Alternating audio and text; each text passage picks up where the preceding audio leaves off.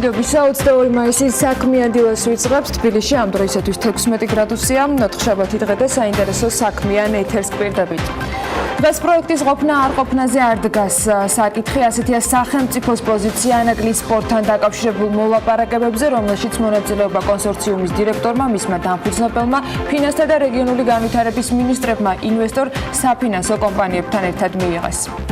ვიცე-პრემიერის განცხადებით, კომპანია White & Case-ის სახელმწიფოს ეხმარება ხელშეკრულების ცვლილების შეტანის ფორმულირებაში, თუმცა ჯერ კონკრეტული რჩევები იურისტებისგან არ მიუღიათ.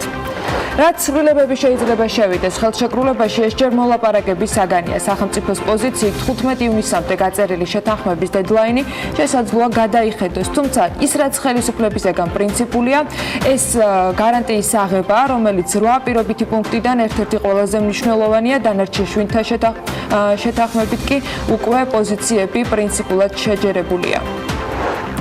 ჩინეთის საქართველოს შორის სატრანზიტო და სატრანსპორტო თანამშრომლობის საკითხებს განიხილავდნენ ეკონომიკის სამინისტროში გამართულ ერთობლივ შეხვედრაზე. ქუთაისში რამდენიმე კვირაში ელექტრომობილების ქარხნის მშენებლობა დაანონსდა. პრემიერი ამბობს, რომ ეს იქნება დასტური იმის, რომ საქართველოს აქვს პოტენციალი მსოფლიო რუკაზე დაემკვიდროს ადგილი გლობალური მაღალტექნოლოგიური პროდუქციის მწარმოებელი ქვეყნის სახელით. საქართველოსა და უკრაინას შორის თავისუფალი ვაჭრობის შეთანხმებაში ცვლილებები შედის, რომელსაც ხელს კიევში საქმიანი ვიზიტით მყოფი საქართველოს ეკონომიკის მინისტრი ნათია თურნავა აწერს.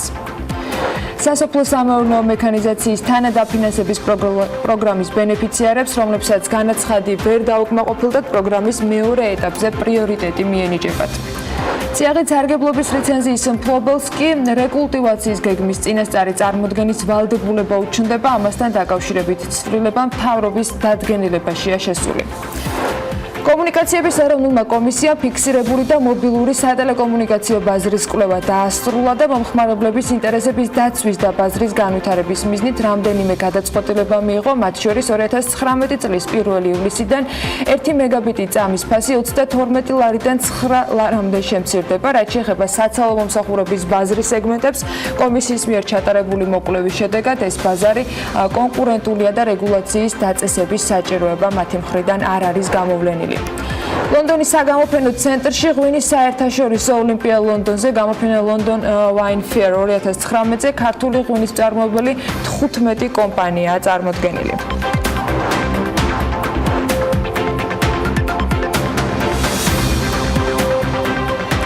დილა მშვიდობისა. დააბიროლის მაყურებელს BMG-ის გუნდის წევრებთან ერთად საქმიან დილას ვიწყებთ და დილიდან ცოტა ტელევიზიებზე უნდა მოგიყვეთ, ჩვენზეც და ზოგადად სატელევიზიო ბაზარზე ქვეყანაში. თავშივე ვიტყვი, რომ ეს არის მნიშვნელოვანი და ამ რიცხვებს მიღმა კიდევ ბევრი ძალიან საინტერესო დეტალი იმალება და ესეც გასათვალისწინებელია. თუმცა მედიის დამოუკიდებლობა დემოკრატიის და ქვეყნის განვითარებისათვის ცალსახად და სასიცოცხლოდ მნიშვნელოვანი რომ არის, ამაზე ალბათ შევთანხმდებით. დამოუკიდებლობას კი დამოუკიდებელი პოლიტიკისგან დამოუკიდებელი შემოსავლები განსაზღვრავს, რაც უნდა გასაკვირი იყოს, მედიაში მომუშავეებსაც სჭირდება თანაზღაურება და სხვა ყველაფერს რომ თავი დავანებოთ, ვერც ამას შევეშვებით პრინციპში, საჭირო არის ფინანსები, მათ შორის ინფრასტრუქტურისა თუ ტექნიკური მხარდაჭერისათვის. სწორედ ამიტომ მედია ბაზარზე მოძრავი ფული განსაზღვრავს ძალიან ბევრს. დღეს კი იმ მონაცემებს გაგაცნობთ, რომელიც საქართველოს სატელევიზიო შემოსავლებთან დაკავშირებით კომუნიკაციების მარეგულირებელმა უწყებამ ოფიციალურად დათვალა და გამოაქვეყნა.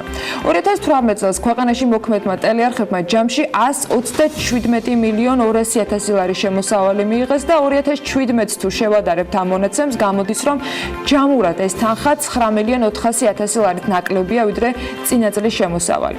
ტელევიზიების მთლიანი შემოსავლიდან 48 მილიონ 900.000 ლარი მოდის საზოგადოებრივ მაუწყებელზე და 7 მილიონ 600.000 ლარი აჭარის საზოგადოებრივ მაუწყებელზე. შესაბამისად, თუ კი საბიუჯეტო დაფინანსებაზე მყოფ ტელეარხებს გამოვაკლებთ მთლიან ბაზარს, კერძო მაუწყებლების შემოსავლები გასულ წელს იყო 80 მილიონ 700.000 ლარი, რაც ასევე ჩამორჩება 2017 წელს კერძო ტელეარხების მიერ მიღებულ შემოსავლებს.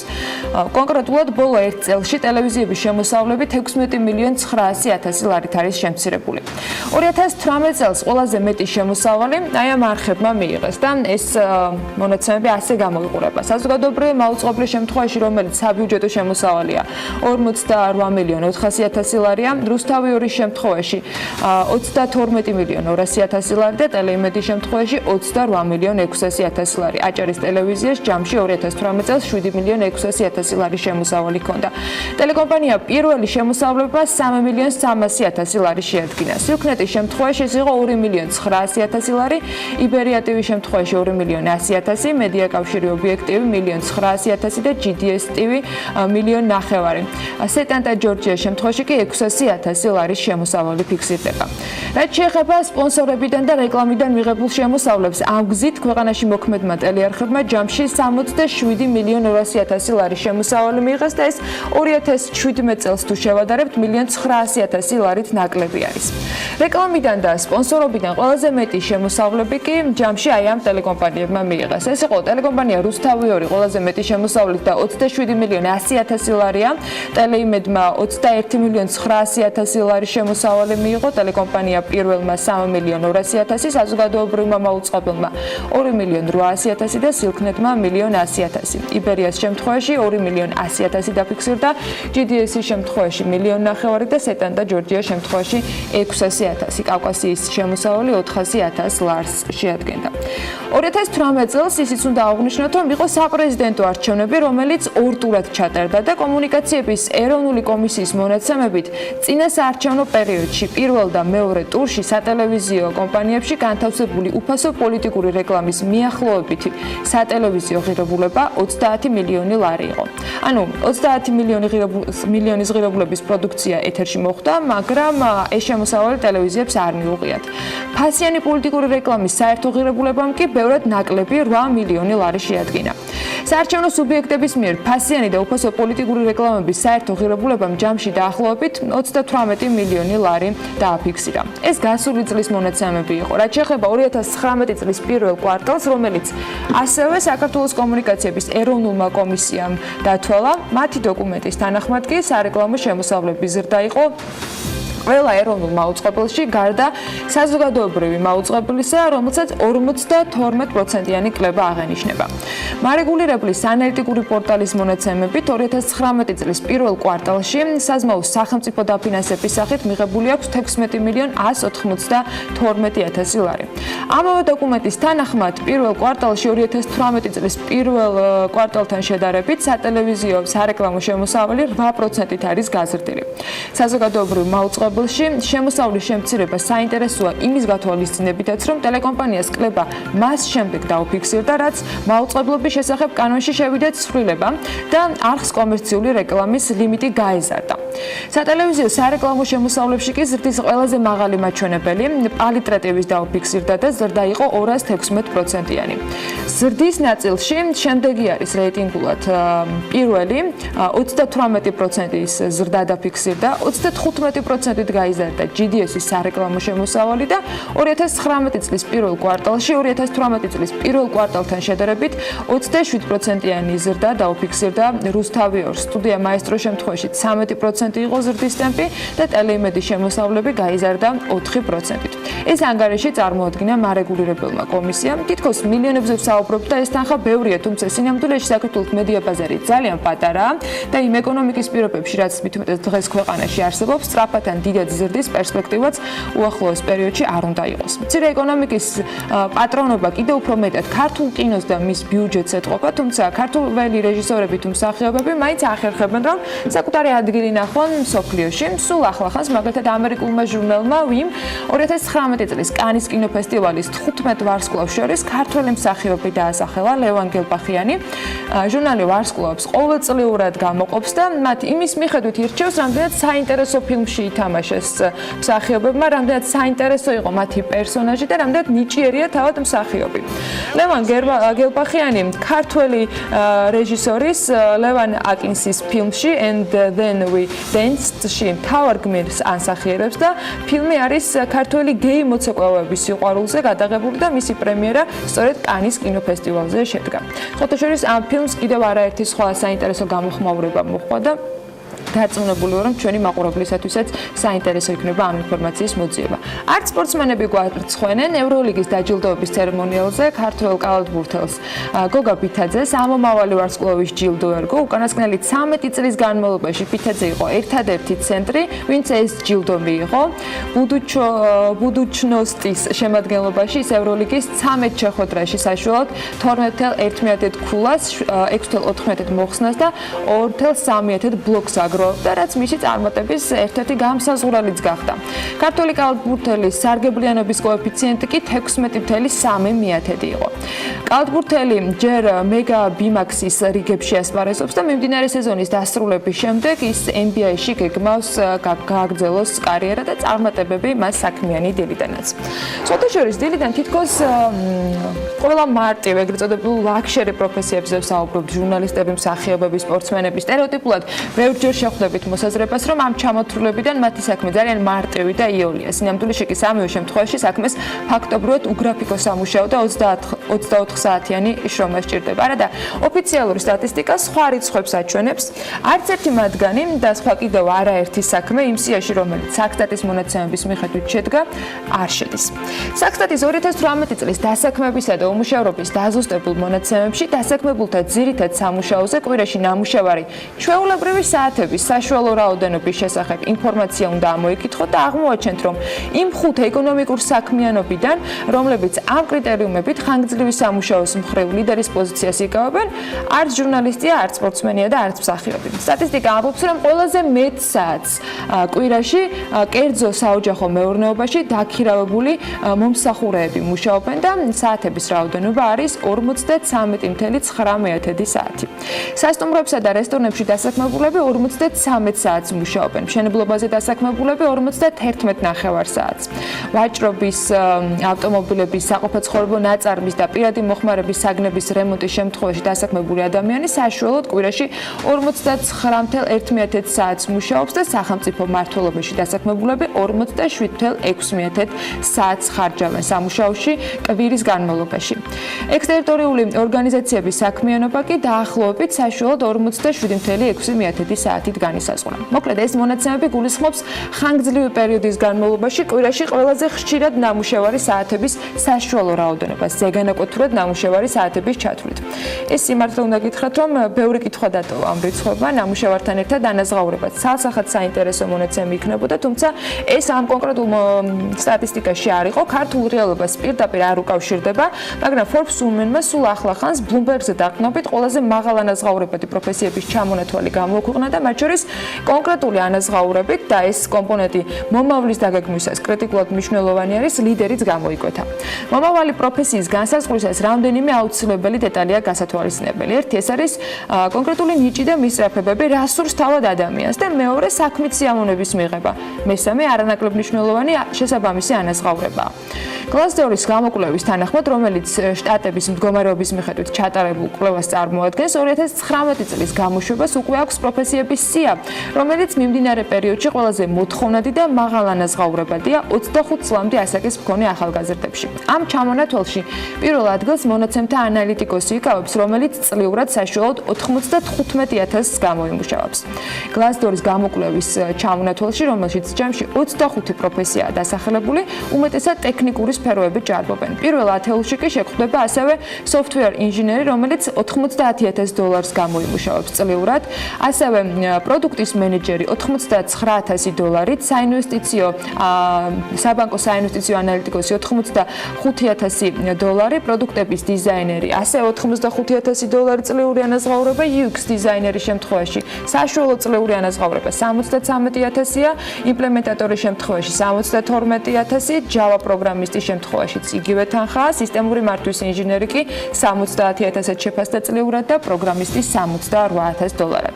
როგორია საშუალო მაქსიმალური ანაზღაურება ქვეყანაში და ქართულ რეალობასთან ამასთან დაკავშირებით საქსტატი მონაცემებს უახლოეს მომავალში გაახლებს, იქამდე კი ერთი რეიტინგი მოგვიმზადა ლევან თაღიაშვილმა, რომელიც ახლა უკვე შემოსავლებს დაითვლის ქვეყნების მიხედვით ლევან დილა მშვიდობისა.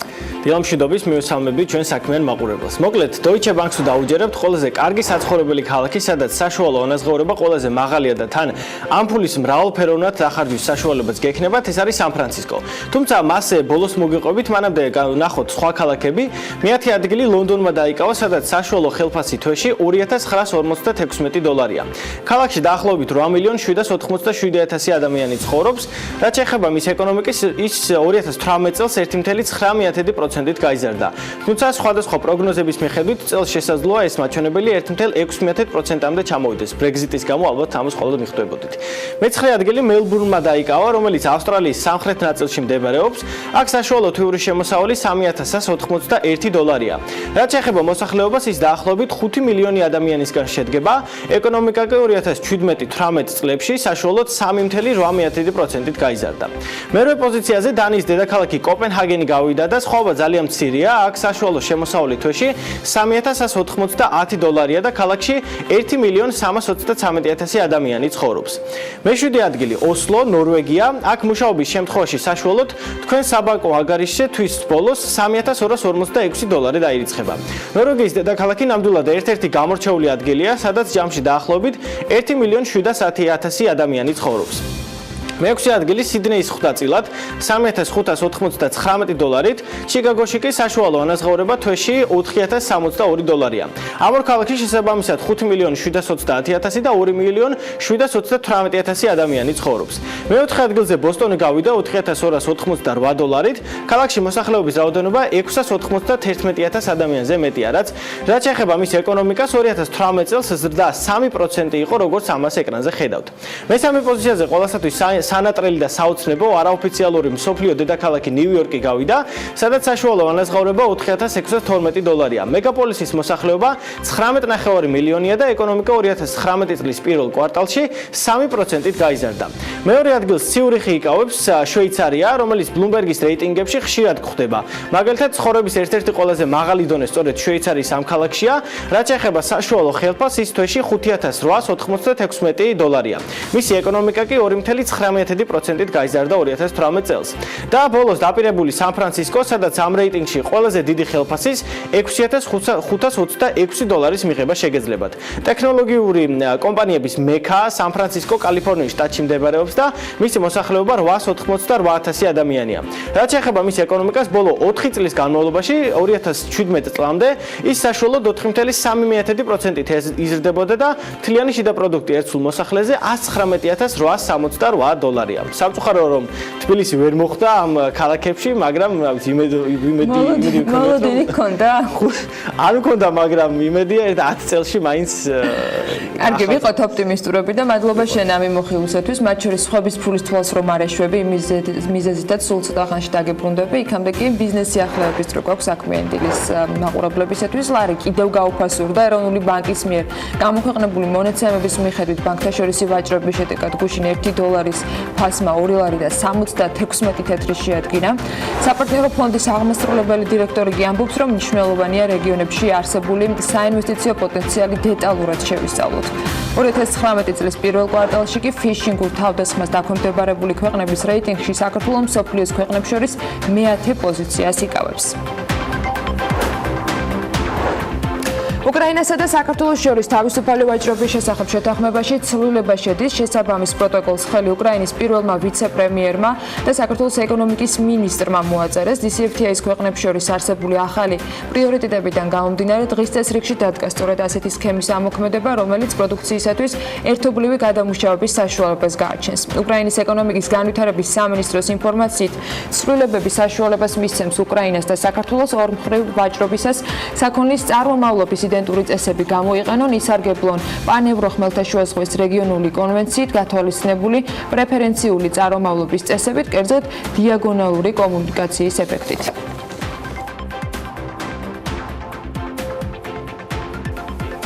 კომპანია AA Solar-მა ქუთაისში მზის პანელების ქარხანა გახსნა, საწარმო დაამზადებს მზის პანელებს და მოამარაგებს ისეთ ბაზრებს, როგორიც არის ევროკავშირი და ამერიკის შეერთებული შტატები ახლო აღმოსავლეთთან ერთად. საწარმო ქუთაისის თავისუფალ ინდუსტრიულ ზონაში 16000 კვადრატული მეტრის ფართზეა მოწყობილი და ის აღჭურვილი არის ავტომატიზებული, რობოტიზებული კონვეიერებით, რომელიც 500 მეგავატის მოცულობის წლიურ წარმადობას უზრუნველყოფენ. წარმოების პროცესზე ზედამხედველობას გერმანელი ინჟინერები და ტექნიკოსები განახორციელებენ, როგორც კომპანიის გერმანიაში ბაზირებული სათაო ოფისიდან, ასევე ისინი საქართველოში 2017 წელს დაარსებული ფილიალიდან.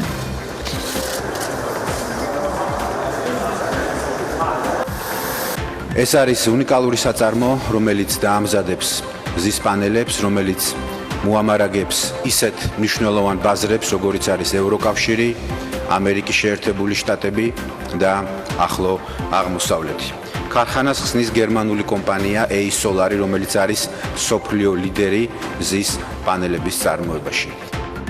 ქუთაისში რამდენიმე კვირაში ელექტრომობილების ქარხნის მშენებლობაც უნდა დაიწყოს და პრემიერმა გუშინვე თქვა, რომ ეს იქნება დასტური, რომ საქართველოს აქვს პოტენციალი მსოფლიო რუკაზე დაიმკვიდროს ადგილი, როგორც მაღალტექნოლოგიური პროდუქციის მწარმოებელმა ქვეყანამ. ჩვენ უნდა მოვახერხოთ და მოვახდინოთ საქართველოს ინტეგრირება გლობალურ ეკონომიკაში ყველაზე ეფექტური მეთოდებით, ამბობს მაუკა ბახტაძე. პრემიერმა აღნიშნა, რომ საქართველო არის ერთადერთი ქვეყანა რეგიონში, რომელსაც აქვს თავისუფალი ვაჭრობის რეჟიმი, როგორც ევროკავშირთან, ისე ჩინეთთან, თუმცა ამავე დროს გრძელდება მოლაპარაკებები სხვა მსხვილ ეკონომიკურ პლატფორმებთანაც.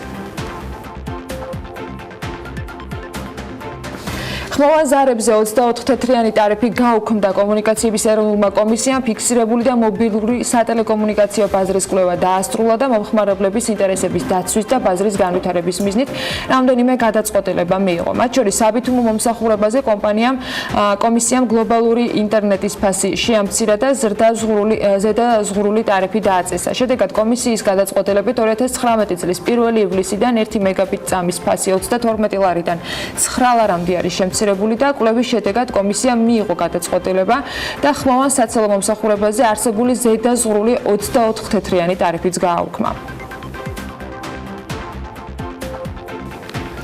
ვაქტი და სილქნეტი ტარიფებს წლის ბოლომდე ვეღარ გაზრდიან, რაც შეეხება საცალო მომსახურების ბაზრის სეგმენტებს. კომისიის მიერ ჩატარებული კვლევის შედეგად ეს ბაზარი კონკურენტულია და რეგულაციის დაწესების საჭიროება არ გამოვლენილა. კომისია კმაყოფილია ბაზრის კვლევის შედეგებით და მიაჩნიათ, რომ საცალო ბაზარზე რეგულაციების შემოღება სატელეკომუნიკაციო სფეროს განვითარებისათვის უკან გადადგმული ნაბიჯი იქნებოდა და სფეროს განვითარებაში მნიშვნელოვან შეფერხებას გამოიწვევდა. ეს აღნიშნული არის თავად კომისიის მიერ გავრცელებულ განცხადებაში. საცალო ბაზრის რეგულაციების ალბათობა კი კომისიამ ორი მნიშვნელოვანი ძალაუფლების მქონე ოპერატორის მიერ ტარიფების გაზრდის შესახებ გავრცელებული განცხადების შემდეგ გააკეთა და მაშინ მასშტაბური კვლევაც დაიწყო. კომისია აღნიშნავდა, რომ ბაზარზე ფასების გაზრდის საჭიროება არ არსებობს და კვლევამაც მათი შეფასებით, რომელიც უკვე ბოლო განცხადებაში იყო აღნიშნული, ეს დაადასტურა. საქართველოში 2019 წლის პირველ კვარტალში მომხმარებელთა 14.76% ფიშინგურ თავდასხმას დაექვემდებარა. ამ მაჩვენებლის მიხედვით ქვეყანას მსოფლიო ქვეყნებს შორის მე-10 ადგილი უკავია. კასპერსკის ლაბორატორიის მონაცემების მიხედვით, ერთი წლის განმავლობაში ქვეყანაში ფიშინგს დაქვემდებარებულ მომხმარებელთა პროცენტული მაჩვენებელი 11.56% იყო და ამით მერვე ადგილს ვიკავებდით. წლის იანვარ-მარტში სომხეთსა და აზერბაიჯანში მომხმარებელთა 8.1%-მა ფიშინგური თავდასხმები განიცადა და რეიტინგიც შეიცვალა. 2019 წლის პირველ კვარტალში ადგილი ჰქონდა მომხმარებელთა თაღლითურ გვერდებზე გადასვლის 111.800.000-ზე მეტ მცდელობას და უნიკალურ შეტევას დაქვემდებარებული მომხმარებლების რიცხვმა შესაბამისად მომხმარებელთა საერთო რაოდენობის 12%-ს გადააჭარბა. გასული წლის ანალოგიურ პერიოდში კი ეს მაჩვენებელი 10%-ს არსდებოდა და რიცხობრივად იყო 90.245.000. ექსპერტები ფიშერთა ასეთ მაღალ დაინტერესებას საქართველოში იმით ხსნიან, რომ ქვეყანაში მომხმარებლები აქტიურად არიან ონლაინ ტრანზაქციებში ჩართულები.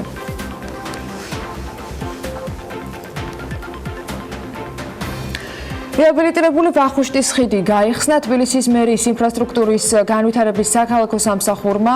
ვახუშტი ბაგრატიონის სახელობის ხიდის სარეაბილიტაციო სამუშაოები ვადაზე ადრე დაასრულა და კახაკალაძემ გუშინ თქვა, რომ ვახუშტის ხიდის მდგომარეობა ავარიულობის თვალსაზრისით არც თუ ისე სახარბიელო იყო და შესაბამისად მისი რეაბილიტაცია პრიორიტეტებში იყო. ორთქლივი მოძრაობა აღდგენილია, თავისუფლად არის გადაადგილება შესაძლებელი. სრული რეაბილიტაცია ჩაუტარდა ამ ხიდს. სერიოზულ პრობლემას წარმოადგენდა, როდესაც კვლევები ჩატარდა, პრიორიტეტებში პირველ ადგილზე იყო ავარიულობიდან გამომდინარე. დღეს თამამად შეგვიძლია ვთქვათ, რომ არანაირი პრობლემა არ არსებობს, ყველაფერი მოგვარებულია. სამუშაოები ხა დარჩენილი რაც არის, ეს არის თვითონ გზის დახაზვითი სამუშაოები, რომელიც 10 დღეში დაიწყება.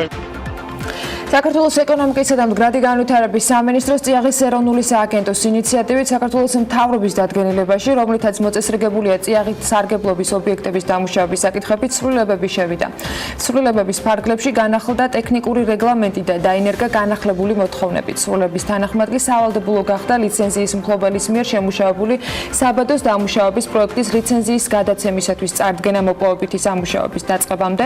მოპოვებითი სამუშაოების განხორციელების წინაპირობას კი წარმოადგენს რეკულტივაციის გეგმის შემუშავება და შეთანხმება უფლებამოსილ ორგანოსთან, ასევე არქეოლოგიური კვლევის საფუძველზე კომპეტენტური ორგანოს მიერ გაცემული დადებითი დასკვნის წარმოდგენა. ტექნიკური რეგლამენტი შემუშავდა საერთაშორისო კონსულტაციებისა და დარგობრივი სპეციალისტების მონაწილეობით. რეფორმის პროცესში დაგეგმილი არის ამავე დროს წიაღით სარგებლობასთან დაკავშირებული სხვა საკითხების მომწესრიგებელი საკანონმდებლო ბაზის განახლებაც. კახეთის რეგიონული განვითარების სააგენტოს ვიზიტ კახეთის ინიციატივით უახლოეს მომავალში ტურისტებისათვის ბარგის შესანახად ეგრეთ წოდებული შემნახველი საკნების მოწყობაა დაგეგმილი და როგორც DMO ვიზიტ კახეთის დირექტორი მალხაზ ჭრელაშვილი ამბობს, ამ პროექტის განხორციელება უკრაინულ კომპანიასთან ერთად იგეგმება, რომელიც კერძო ბიზნესით არის დაკავებული. მისივე თქმით, კომპანიას საქართველოში მსგავსი საქმიანობის გამოცდილება უკვე აქვს. უკრაინულ კერძო ბიზნესთან ერთად დაგეგმილი არის ეგრეთ წოდებული შემნახველი საკნების მოწყობა ტურისტულ ადგილებზე, სადაც მეტი ტურისტი იყრის თავს და ამ კომპანიას ამ კუთხით თბილისსა და ანაკლიაში მუშაობის გამოცდილება უკვე აქვს და ეს იქნება თანამედროვე ტიპის ადგილი, სადაც ტურისტები ბარგს შეინახავენ. ამის საჭიროება კი კახეთში არსებობს და ამიტომ ჩვენ მოვძებნეთ ინვესტორი, ამბობს ის და აღნიშნავს, რომ რაც მთავარია, ამ პროექტის განხორციელებას დიდი დრო და ნებართვებიც არ დასჭირდება. იმავე კახეთის რეგიონული განვითარების სააგენტოს ინიციატივით უახლოეს მომავალში კახეთში პოლონელ ინვესტორებთან შეთანხმებით საზოგადოებრივი ტუალეტების მოწესრიგების პროექტის განხორციელდება. ვიზიტ კახეთის დირექტორი აღნიშნავს იმასაც, რომ პროექტი რეგიონში თელავის, ყვარლის, სიღნაღის, გურჯაანისა და საგარეჯოს მუნიციპალიტეტებში იმ ადგილებში განხორციელდება, სადაც ტურისტული ნაკადი გაიზარდა. მალხაზ ჭრელაშვილი ამბობს, რომ საზოგადოებრივი ტუალეტების პროექტს კერძო ინვესტორი განახორციელებს, რომელიც ევროპულ ქვეყნებში მსგავსი ბიზნესით არის დაკავებული.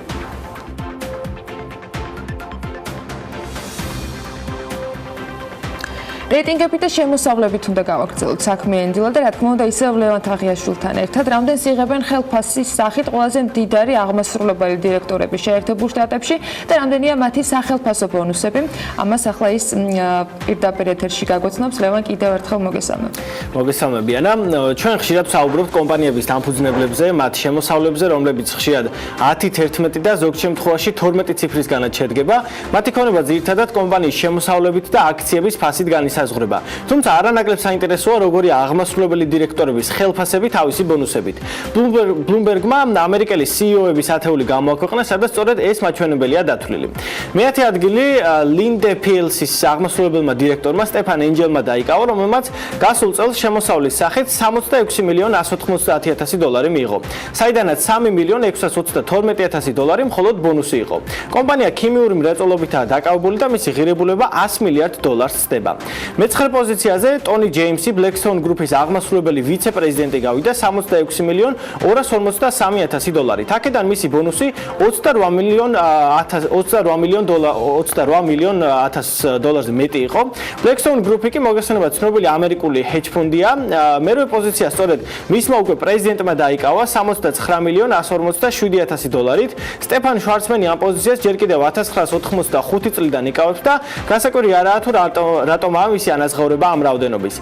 მე-7 ადგილი ჯეიმს ჰეპელმენმა მიისაკუთრა PTS-ის CEO-მ 71,494 მილიონი დოლარით. აქედან მხოლოდ 27,255,000 დოლარი მან საფონდო ბირჟაზე მიღწეული წარმატებისთვის მიიღო. აი ამიტომაა კარგი სამუშაო ადგილი განვითარებული საფონდო ბირჟა, რომ მსგავსი ხელფასის გაცემის საშუალებას იძლევა. მე-6 ადგილი დევიდ ზასლავს ეკუთვნის Discovery-ის აღმასრულებელ დირექტორს, რომლის შემოსავალიც გასულ წელს 122 მილიონს აღემატებოდა. მისი ბონუსი 9 მილიონი დოლარი იყო, დანარჩენი თანხა კი მან მედია კომპანიის გაყიდვების წარმატების გამო მიიღო. და გადავიდეთ ოქროს ხუთეულზე, მე-5 ადგილი ნიკეშ არორას ხვდა წილად 120,730,000 დოლარით. ამ თანხის მესამედზე მეტი მან პოლო ალტო ნეტვორკის საფონდო ბირჟაზე მიღწეული წარმატების გამო მიიღო. მე-4 პოზიცია ყველასათვის ცნობილი Apple-ის აღმასრულებელი დირექტორი ტიმ კუკი, რომლის შემოსავალიც 141,657,000 დოლარი იყო. აქედან 125 მილიონი დოლარი მხოლოდ Apple-ის ფასიანი ქაღალდების წარმატებამ განაპირობა, რადგან კომპანიამ 2018 წლის 2 აგვისტოს ისტორიაში პირველად 1 ტრილიონიან ნიშნულს გადააჭარბა.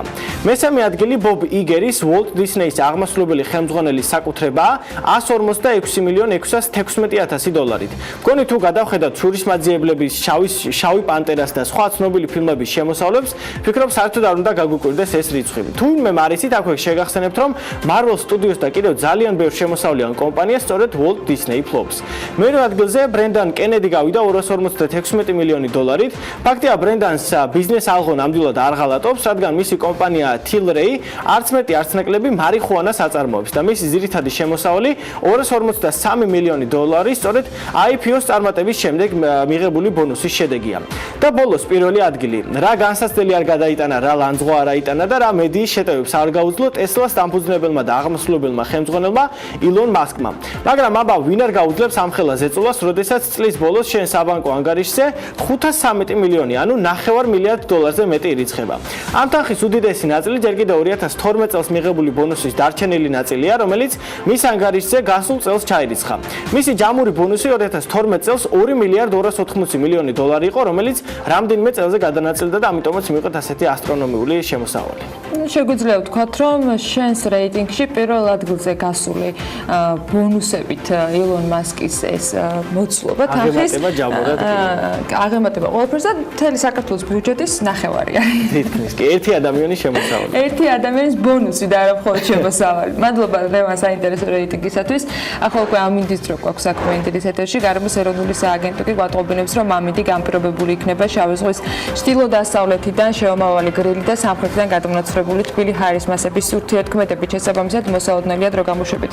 ღრუბლიანობის მომატება ზოგან იქნება ხანმოკლეწვი ელჭექი და აღმოსავლეთ საქართველოში შესაძლოა იყოს სიტყვაც იქროლებს დასავლეთის მიმართულების ქარი. სოხუმში დღის განმავლობაში მაქსიმუმ 24 გრადუსი დაფიქსირდება, ბათუმში ხანმოკლეწვი ელჭექით არის ნავარაუდები და მაქსიმალური ტემპერატურა 23 გრადუსია მოსალოდნელი. მცირე წვიმასეულობებიან ქობულეთშიც ელჭექის ფონზე და 24 გრადუსამდე გათბება ჰაერი, ისევ როგორც ზუგდიდში. ქუთაისში კი 26 გრადუსი იქნება მაქსიმალური ტემპერატურა. ანაკლიაში 25 გრადუსი დაფიქსირდება და უმეტესად უნალიფოდ ჩაევლის დღე. ოზურგეთში ხანმოკლეწვიმა ელჭექით არის მოსალოდნელი და მაქსიმუმ 26 გრადუსს მიაღწევს ტემპერატურა, ონში 24 გრადუსი იქნება, ისევ როგორც გორში, სადაც დღის მეორე ნახევრიდან ხანმოკლეწვიმას ელოდებიან.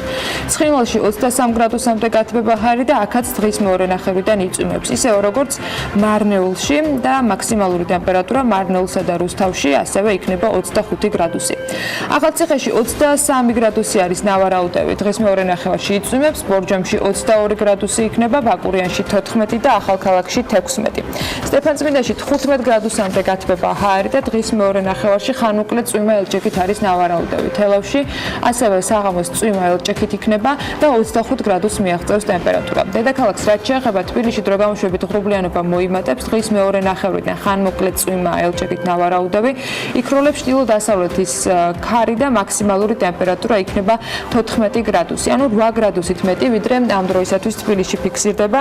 დღეს ზუსტად 8 საათსა და 28 წუთზე, გარეთ დედაქალაქში 16 გრადუსი არის. აი ასეთი ამინდი გველოდება დღის განმავლობაში მთელი საქართველოს მასშტაბით. საქმიანი დილის ეთერში კი რა თქმა უნდა საქმიანი და ძალიან საინტერესო თემები გვაქვს თქვენთვის მომზადებული და პირველი რეკლამის შემდეგ უმასპინძლებთ პირველ სტუმრებს.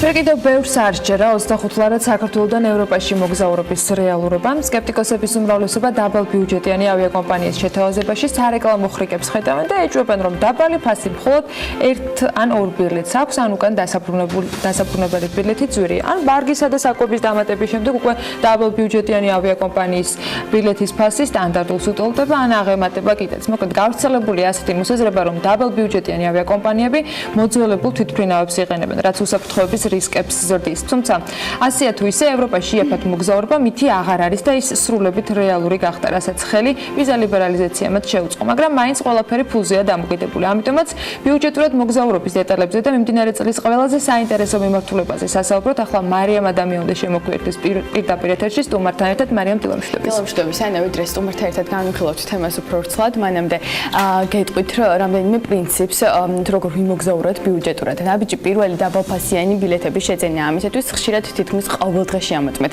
ბიუჯეტური ავიაკომპანიების ვებსაიტები და ეძებეთ ყველაზე დაბალფასიანი დღეები. უკან დასაბრუნებელ ბილეთს რაც შეეხება, აუცილებელი არ არის უკან ზუსტად იმავე აეროპორტიდან დაბრუნდეთ. მაგალითად, თუ პრაღაში იაფად ჩაფრინდით, უკან შეიძლება ასევე იაფი ბილეთით დაბრუნდეთ ვროცლავიდან და რაც მთავარია, შეიძინეთ არა კონკრეტულ თარიღებზე მორგებული, არამედ ყველაზე იაფი ბილეთები და შემდეგ მის თარიღებს მოარგეთ თქვენი მშობლობა თუ არ დადგებით, თუ ამის საშუალება გაქვთ, რა თქმა უნდა.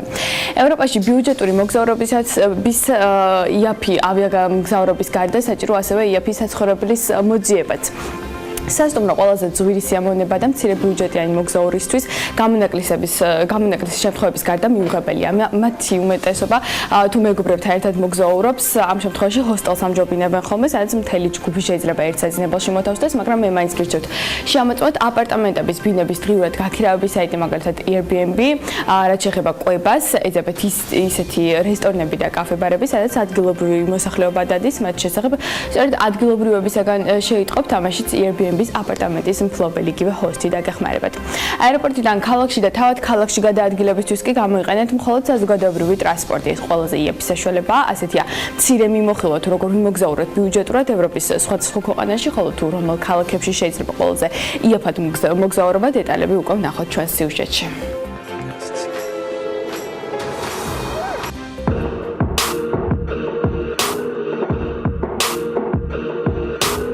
ევროპაში იაფად მოგზაურობა, რომ მითი არ არის და ის სრულებით რეალურია, უკვე დავრწმუნდით.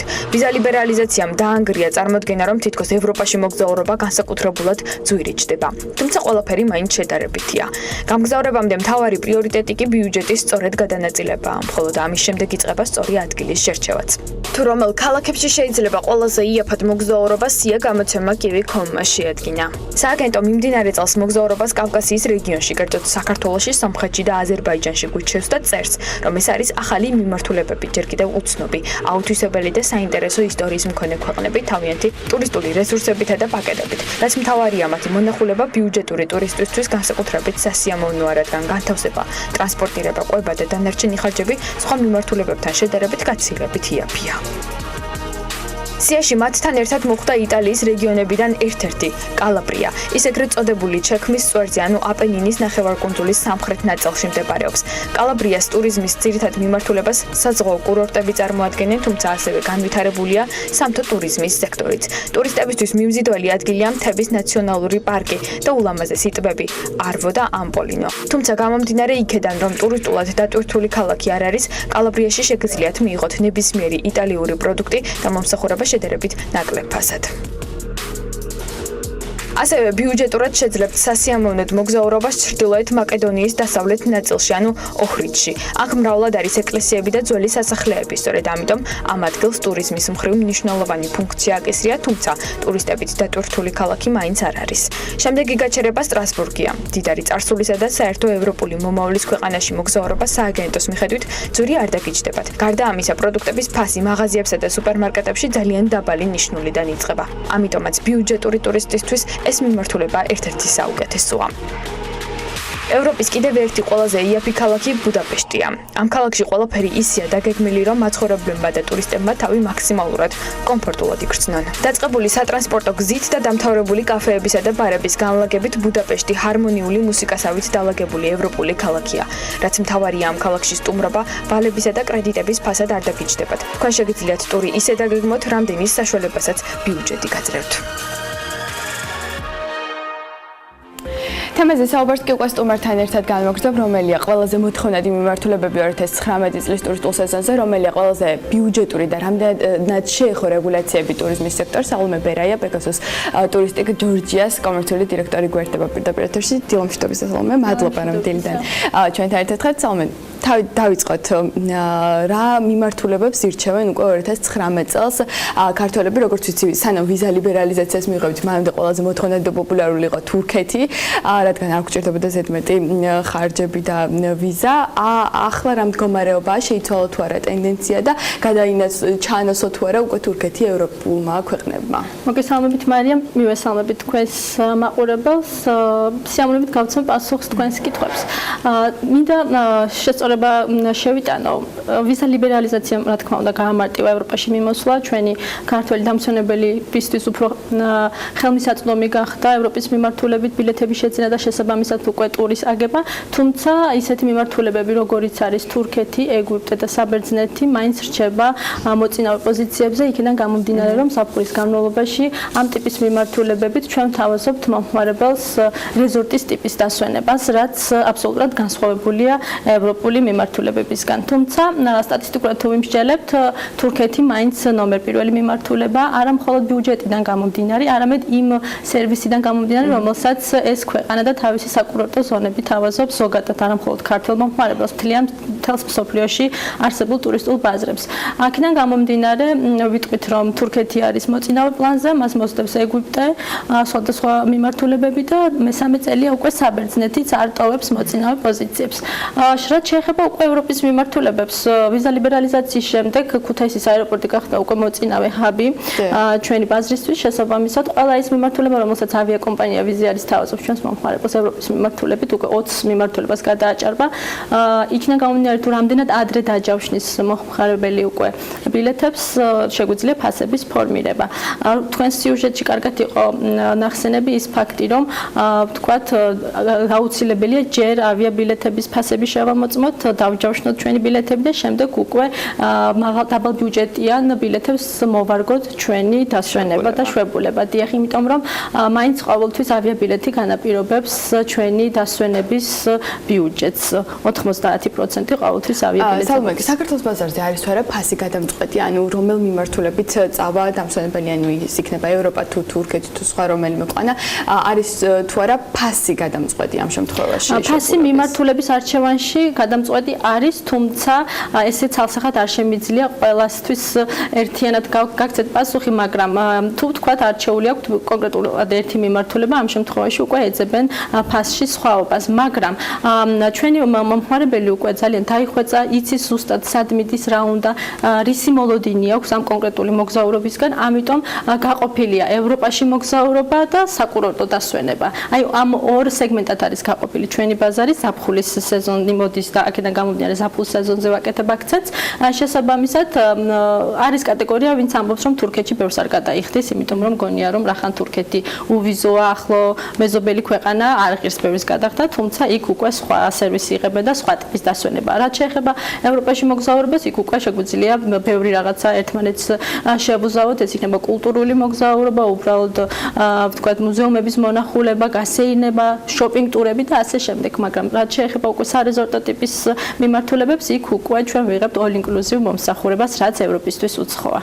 რაც შეეხება რეგულაციებს, რამდენად შეეხო ტურისტულ სექტორს რეგულაციები, ანუ როგორც ადრე ყიდულობდნენ ტურპაკეტებს განვადებით, დღეს რა მდგომარეობაა, შემცირდა თუ არა მათი რაოდენობა? ცალსახად შემცირებულია, იმიტომ რომ განვადება, მოგეხსენებათ ეს რეგულაციებმა იმოქმედა საბანკო განვადებებზე, რაც გამონაკლისი არ არის არც ტურისტული ბაზარი, იქიდან გამომდინარე, რომ ტურისტული ბაზრისთვის რამე გარკვეული ახალი და განსაკუთრებული პირობები არავის შეუმუშავებია. შესაბამისად, როდესაც საქმე მიდის განვადებაზე, ზუსტად იგივენაირი პროცედურა, რაც ვთქვათ, ტელეფონის განვადებას ვაკეთებთ თან ნებისმიერი ტექნიკის განვადებას. ზუსტად იგივე პრინციპით ხდება განვადება, შესაბამისად, საგრძნობლად იკლო, მოდის ძალიან ბევრი უარყოფითი პასუხი, მიუხედავად იმისა, რომ ვთქვათ, ჩვენი კლიენტების უმრავლესობას აქვს ძალიან კარგი ხელფასი შემოსავალი და არის გადახდით უნარიანი, თუმცა იქიდან გამომდინარე, რომ აქვს რაღაც სასხესო ვალდებულებები, ვთქვათ, ლიმიტი აქვს ძალიან დაბალი. ხშირ შემთხვევაში 800 ლარი საზღვარზე მეც არ უდასტურებენ განმავლობას, რაც ფიზიკურად მიზერული თანხა იმისთვის, რომ ოჯახმა დაისვენოს ან იყიდოს ნებისმიერი სახის საგზური. აქედან გამომდინარე, შაშანდელთან შედარებით წელს თითქმის არ გვაქვს ტურები, რომლებიც განმავლობით იყიდება. ამიტომ შევცირებულია მომხმარებელთა რაოდენობა. რა თქმა უნდა, შემცირებულია ის ადამიანები, ვისაც ვთქვათ, არ აქვს თანხა გადანახული და ერთიანად არ შეუძლია დაფაროს ტურის ღირებულება, უკვე სხვა ხერხს მიმართავს, კიდევ აგრძელებს თანხის დაგროვებას, რომელიც შეიძლება გაიწელოს წლები. რაც შეეხება ფასების დინამიკას, მომეტებული არის თუ არა წელს მოგზაურობის ღირებულება? დიახ, 20-დან 25%-მდე მომატებულია. ყველა ქვეყანა, ანუ გულწრფ თურქეთსაც და ევროპასაც. თუმცა ეს აისახება თუ არა ფასების ზრდა უკვე ჯავშნებზე და როგორი არის მიმდინარე წლის სტატისტიკა დაჯავშნილი აქვს თუ არა ქართველებს საკუთარი მშობლება უკვე საზღვრებს გარეთ. მეოთხე წელია უკვე ჩვენ შემოვიღეთ ადრეული ჯავშნების კულტურა, რომელიც საკმაოდ კარგად ადაპტირდა საქართველოში და მიუხედავად იმისა, რომ ფასები მომატებულია, ვერ ვიტყვი, რომ არის ვარდნა გაყიდვებში ან შემცირება ფასების მატება. ფასების მატება პირველ რიგში განაპირობა სოფლიოში არსებულმა ეკონომიკურმა ცვლილებებმა. გასული წლებით ძალიან დიდი ჩავარდნა იყო ტურიზმში, ჩვენს მეზობელ ქვეყნებშიც შესაბამისად უკვე წელს ცდილობენ აი იმ ჩავარდილი წლების ხარჯზე უკვე მოიკრიბონ ძალები. საკმაოდ აქტიური და აქტუალური იყო თემა, რომელიც საზღვარზე დღიურად სახარჯი თანხის მატებას უკავშირდებოდა. რამდენად ხდება ეს დაბრკოლება ქართული მოგზაურებისთვის, როდესაც 50 ევროიანი ზღვარი 90 ან 100 ევრომდე გაიზარდა ზოგიერთ ქვეყანაში. კონკრეტულმა ქვეყანამ იქიდან გამომდინარე, რომ ძალიან დიდი ნაკადი გაედინება ქვეყნიდან და შემდეგ უკვე არ ფიქსირდება მათი უკან შემოbrunება, შესაბამისად მიიღო ესეთი ზომები, რომ გაამკაცრონ კონტროლი. არა მხოლოდ თანხობრივად, არამედ ქუთაისის აეროპორტში უკვე რამოდენიმე მიმართულებაზე იქაური ქვეყნის მესაზღვრეც კი ჩამოსულია ქუთაისის აეროპორტშივე გაფრენამდე მოწმდება აბსოლუტურად ყველა საბუთი, თანხასაც ეკითხებიან, საჭიროების შემთხვევაში ითვლიან კიდევაც ადგილზე და იქიდან გამომდინარე თუ რაიმე ეჭვქვეშ დადგება ამ ადამიანის მოგზაურობის საკითხი უკვე იქვე აბკოლებენ მათ საზღვარზე. ეს გარკვეულწილად უკეთესია, იმიტომ რომ აქედანვე იცის მგზავრმა რომ პრობლემა ექნება და არ გაფრინდება და იქ მოგეხსენებათ მოbrunების შემთხვევაში 2-3 დღე და უფრო მეტიც კი შემდეგ რეისამდე უწევდათ ჩვენს მოქალაქეებს აეროპორტში ღამის თენება და ძალიან რთულ, რაც არ უნდა კარგად მოეპყრო, მაინც ძალიან რთულია 4-5 დღე აეროპორტში იყო და ელოდებოდა შემდეგ რეისს. შესაბამისად ეს კონტროლი იქიდან გამომდინარეა, რომ კიდევ ჩვენმა მოქალაქეებმა თქვა დაარღვიეს ეს ავიზო წესები, არ დაექვემდებარებიან კანონს და თქვა არალეგალურად უკვე დარჩნენ იმ ქვეყნის ტერიტორიებზე. რაც შეეხება თანხობრივ ლიმიტებს, რამოდენიმე მიმართულებამ გააძვირა, მოუმატა დღიური ლიმიტი, თუმცა იქიდან გამომდინარე თუ ყველა საბუთი წესრიგშია, ეს თანხაც ხელზე აქვს ტურის, მე პირადად შევწრები ვარ ძალიან პირველ ფაქტს, რომ არავის არ უქმნია პრობლემას.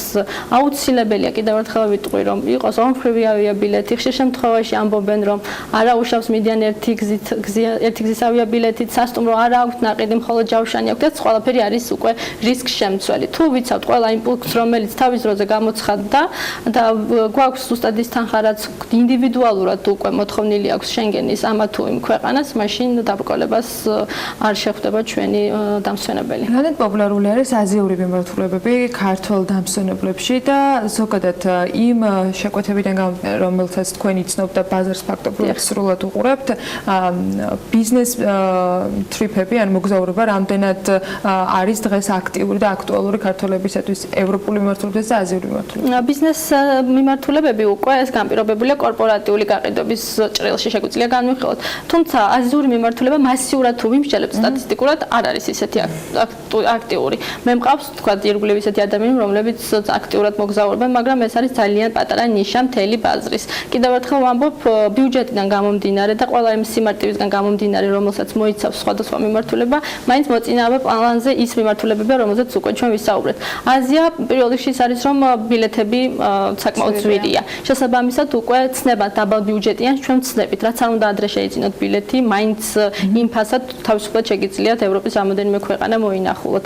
ამიტომ ეს უკვე არის ბიუჯეტის საკითხი, გემოვნების საკითხი, ხშირ შემთხვევაში აზიის მიმართულებით ფრენას ერიდებიან, მოგზაურობას ერიდებიან, გარკვეული შიშები აქვთ, თქვათ, მოგეხსენებათ აბსოლუტურად სხვა სეგმენტია, ამიტომ არის კატეგორია, რომელსაც აქვს ამის საშუალება ფინანსურად, თუმცა თავს იკავებს იქიდან გამომდინარე, რომ არის რაღაც გარკვეულწილად სტერეოტიპები აზიის მიმართულებით. სალომე, თქვენ წლები ამ სფეროში ხართ და ამიტომ თქვენი რეკომენდაციები მაინტერესებს ბიუჯეტური ტურისტ დაგეგმვის თვალსაზრისით, როგორი არის თქვენი რეკომენდაციები ჩვენი მოყოლებით? მე ჩემი სუბიექტური გამოცდილებიდან შემიძლია გაგიზიაროთ, მე პირადად როდესაც მოგზაურობ, ყოველთვის თითქმის ერთი წლით ადრე ჩავშნი ხოლმე და მეტყვით, რომ ძალიან ისეთი გრაფიკი გვაქვს, ყველას მუშაობთ, ჩართული ვართ ამ საქმიანობაში, თუმცა ძნელია შობლების ესე ადრევად განსაზღვრა, ხომ? იმდენად იაფად შეიძლება ასე დროს ბილეთის დაჯავშნა, თუ თქვა რაღაც მოხდება და ვერ მოახერხებთ წასვლას, არ დაგწყდებათ გული, მაგრამ როდესაც უკვე შეძლებთ აი ამ დაგეგმილი ტურით წასვლას, ყველა მეუბნება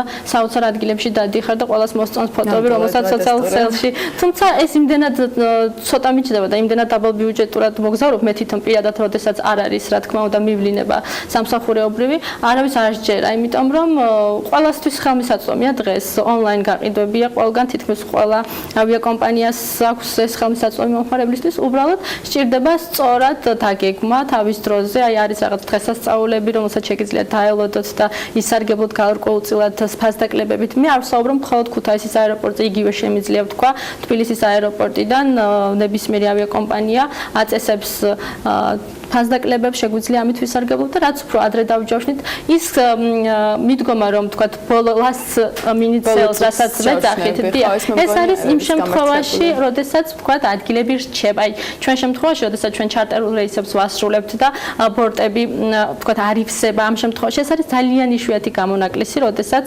რჩება 2-3 ადგილი და ძალიან დაბალია იმის შანსი, რომ ის 2-3 იღბლიანი ადამიანი მაინც და მაინც ვიყოთ ჩვენს. დიახ, მე პირადად კიდევ ერთხელ ვამბობ, ამდენი წელი ამ საქმიანობით ვარ დაკავებული, არასოდეს არ ველოდები, როდის მოვა გაფრენის დღე, რომ თქვათ ჩაუჯდე ბოლო წუთის გაყიდვებს, ყოველთვის წინასწარ ვიჭერ თადარიგს და ჯერ უკვე 11 წელია ყოველთვის მოგებული ვრჩები აი ამ ხერხით. არ ვიცი, არის ადამიანები, რომლებიც თქვათ არ აქვს პრობლემა ესე უცებ დაგეგმის, თქვა თუნდაც ჩემთვის პრობლემაა ერთი დღით ადრე დავწერო შვებულება და შეიძლება გამოჩნდეს ისეთი საშუალება ძალიან იაფად, შეძლოთ მოგზაურობა, თუმცა იქ არის მთელი რიგი დაბრკოლებები, როდესაც ესე ერთი კვირით უცებ ერთ დღეში შეიძლება ვერ დატოვოთ ქვეყანა. ამიტომ მაინც ჩემი რჩევა იქნება თუ წინასწარ, როგორც თქვენივე სიუჟეტში თქვით, წინასწარ მოძებნით ყველაზე იაფიან პერიოდებს, შეიძენთ ბილეთებს და შემდეგ უკვე ეტაპობრივად ეს უკვე აღარ არის მტკივნეული, როდესაც ერთ თვეში თქვათ ერთი ღამეს იყიდი სასტუმროს, მეორე თვეში შიდა გადაადგილებას იყიდი, შემდეგ რაღაც მუზეუმის ბილეთებს დაამატებ და ასე შემდეგ. ამიტომ საბოლოო ჯამში ტური გამოდის დაბალ ბიუჯეტიანი და თქვენი ბიუჯეტიც ვერ გრძნობს თქვათ დიდ დაწოლას, როდესაც ეტაპობრივად ხდება ამ ყველაფრის გადახდა. და ბოლოს შემოყვან ტურიზმის მინდა ორი სიტყვით რა ვთქვათ, რა მოსწონთ ჩვენთან ჩამოსულ ტურისტებს, რა არ მოსწონთ და ძირითადად რომელი ქვეყნებიდან არიან თქვენ უშუალოდ შეხება გაქვთ ტურისტებთან და ამ მიმართულებითაც რომ გამომახვილოთ ყურადღება. ბოლო წლის 2018 წლის მონაცემები თუ ზუსტად მახსოვს არ ვცდები, შეიძლება თანმიმდევრობა შემეშალოს, თუმცა არ იცვლება ესე იგი თურქეთი, რუსეთი, სომხეთი, აზერბაიჯანი არის ეს მოწინავე ქვეყნები, რომლებიც ჭარბობს შემომსვლელთა რაოდენობით. თუმცა სტაბილური სიტუაცია არის ევროპის ბაზართან მიმართებაშიც, სტაბილურად იზრდება, მაგრამ როგორც აღნიშნე, ნომერ პირველი ადგილი იყო აზერბაიჯანი, რუსეთის მოქალაქეები, საკმაოდ ბოლო 3-4 წელია რუსეთიდან იმატა ძალიან ტურისტთა რაოდენობამ, რაც შეეხება რა მოსწონთ და რა არ მოსწონთ. ჩვენს ქვეყანაში ძალიან ბევრი ისეთი რამ არის, რაზეც უდაოდ ძალიან ბედნიერები არიან, მოსწონთ. მოდით უარყოფითზე ვისაუბროთ, იქიდან გამომდინარე, რომ ამაზე არის სამუშაო, ეს ყველა მიცის, ერთხმად შეთანხმებულია. თუ შევადარებთ სხვა ქვეყნებს, ყოველთვის უჩივია, თქვათ, მომსახურების დონეს სერვის და არ არის სათანადოდ განვითარებული ინფრასტრუქტურები. შესაბამისად, ყველაფერი ეს უკვე რა თქმა უნდა არის თორე ფასის შესაბამისი ხამი მომსახურება და პროდუქტი. იცით რა გააჩნია, კიდევ ერთხელ ამბობ, ფას აძვირებს ავიაბილეთი. მე პირადად, როდესაც ვაკეთებთ ხოლმე ანალიზს ჩვენი მეზობელ ქვეყნებთან ფასების, ამ შემთხვევაში ყოველთვის ფას აძვირებს ავიაბილეთი. ნუ სასტუმროებიც ვერ ვიტყვი რომ ჩვენთან დაბალ ბიუჯეტიანია, მაგრამ ყოველ შემთხვევაში თუ თქვათ ის კატეგორია, რომელიც მანქანით ჩამოდის, ახლა საუბრობთ მეზობელ ქვეყნებზე, ხშირ შემთხვევაში მანქანით კვეთდნენ საზღვარს, ამ შემთხვევაში პირიქით ჩემი აზრით უფრო მეცაც იღებენ ვიდრე ხარჯავენ, მაგრამ გააჩნია კიდევ ერთხელ ვამბობ რა რამდენი აქვს თანხა გადახდილი. თუმცა ჩვენ პირადად როდესაც ვადარებთ ხშირ შემთხვევაში აჭარაში დასვენება უდრის თქვათ თურქეთში all inclusive 5 ვარსკვლავიან სასტუმროში დასვენებასაც. ამიტომ ესე ცალსახად გადამწყვეტ პასუხს ვერ გეტყვით, თუმცა ზაფხულის პერიოდში ხშირად გამიგია მომხმარებლისგან რომ ამაზე მეტი დამიჯდა ბათუმში დასვენება და იგივე ფასად თურქეთში და ეგვიპტეში თავისუფლად შეუძლიათ მიიღონ სრული მომსახურება. ძალიან დიდი მადლობა საინტერესო და საუბრისთვის. სალომე ბერაია, ბეგას ტურისტიკ ჯორჯიას კომერციული დირექტორი იყო ჩვენთან პირდაპირ ეთერში და საუბრობდით ბიუჯეტური ტურიზმზე. თუ კი ჯერ არ დაგიგეგმა ჩვეულებრივ შეგიძლიათ იხელმძღვანელოთ ჩვენი რეკომენდაციებით ეთერჩევებით. მადლობა მარიამ და მადლობა შენ სტუმარს, ძალიან საინტერესო საუბრისთვის და დარწმუნებული ვარ რომ ყოველთვის აქტუალური თემისათვის მით უმეტეს ზაფხულის საშუალებო სეზონი სულ უკვე რამდენიმე კვირაში დაიწყება. ჩვენ მცირე სარეკლამო პაუზა გველოდება საქმიანი დილის ეთერში და რამდენიმე წუთში დავიბრუნდებით.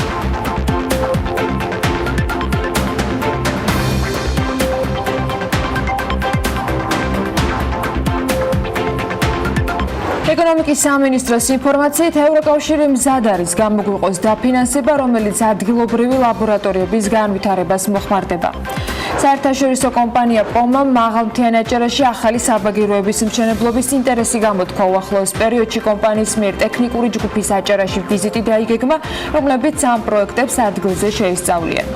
რაბათის ციხის ტერიტორიაზე კი ახალციხის ტურიზმის საინფორმაციო ცენტრი განახლდა. ანაკლის განვითარების კონსორციუმის თანადამფუძნებლის ბადრი ჯაფარიძის ინფორმაციით ფინანსთა სამინისტროში გამართული გუშინდელი შეხვედრა მას აძლევს იმედს, რომ მომდევნო 2 დღის განმავლობაში ბანკებსა და სახელმწიფოს შორის მოლაპარაკებები წარმატებით დასრულდება. ჯაფარიძე ამბობს, რომ ის ყველა მხარისგან ხედავს თანამშრომლობისათვის მზადყოფნას. მისივე განცხადებით, შეხვედრაზე საუბარი ტვირთების მოძრაობის რისკების დაზღვევა შეეხებოდა. ყველა თემა ბოლომდე მივიყვანოთ ყველა საკითხი. მაგრამ საზოგადოდ არის სრული მზადყოფნა თანამშრომლობისათვის ყველა მონაწილე მხარის მხრიდან ეს არის ძალიან დამოიმედებელი და მე ვფიქრობ რომ იმ ტემპით და იმ რესურსებით რომლებიც მოზიდულია ახლა ყველა ფინანსური ინსტიტუტის მხრიდან ჩვენ ამ 2 დღის განმავლობაში ძალიან მნიშვნელოვანი პროგრესი გავაკეთებთ. ეს არ იყო ამ დილის შეხვედრის ამოცანა შეთანხმებისთვის მიგვეღწია ამ დილის შეხვედრის ამოცანა იყო სამუშაო შეხვედრისთვის, რომელიც გაგრძელება 2 დღის განმავლობაში, ამისთვის საფუძვლის მომზადება და ეს გაკეთება. ფინანსთა სამინისტროში გამართული შეხვედრის შემდეგ ვიცე-პრემიერმა თავის მხრივ არაერთხელ გაიმეორა, რომ სახელმწიფო საკუთარ თავზე ანაკლის ღრმაწყლოვანი პორტის კომერციული რისკების დაზღვევას არ აპირებს. მაია ცქიტიშვილი ამბობს, რომ ინვესტორმა და ბანკებმა უნდა იპოვონ შესაბამისი მექანიზმები, რათა რისკების დაზღვევა სახელმწიფოს ჩართვის გარეშე მოხდეს. ცქიტიშვილის თქმითვე მოლაპარაკება გაგრძელდება იქამდე, ვიდრე ეს მექანიზმები არ იქნება მოპოვებული. მინისტრი აღნიშნავს, რომ 15 ივნისის ვადა, რაც პორტს საერთაშორისო ინვესტორებთან მოლაპარაკებისთვის აქვს აღებული, შესაძლოა დამატებით გაგრძელდეს კიდეც. იქნება მოლაპარაკებების მესამე, მეოთხე და სხვა რაუნდები, ამბობს მინისტრი და აღნიშნავს, რომ ამის პრობლემა სახელმწიფოს არ აქვს.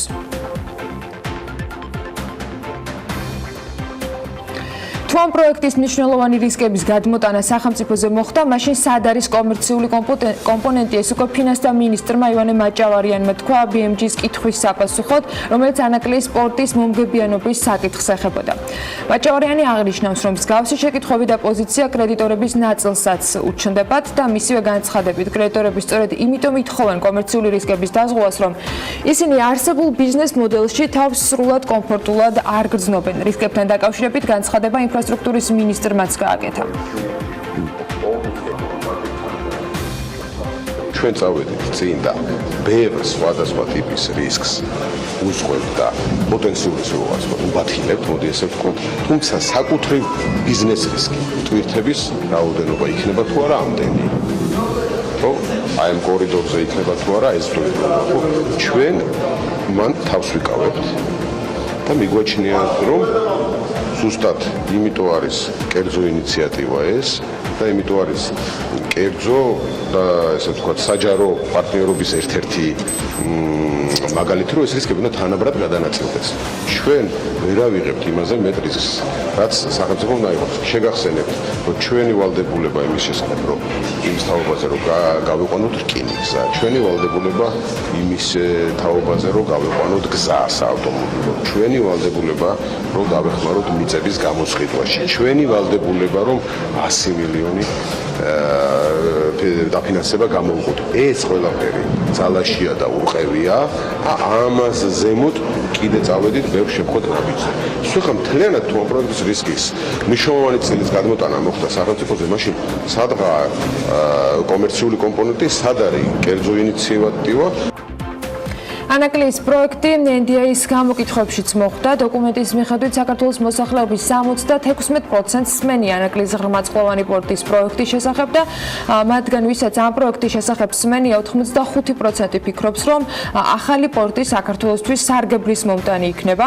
რაც შეეხება ხაზარაძე ჯაფარიძის საქმეს, ამასთან დაკავშირებით მოსახლეობის 68%, ვინც ამ გამოკითხვაში მონაწილეობდა, ხოლო მათგან ვისაც ამ საქმის შესახებ სმენია 62% ფიქრობს, რომ ის პოლიტიკურად მოტივირებული იყო.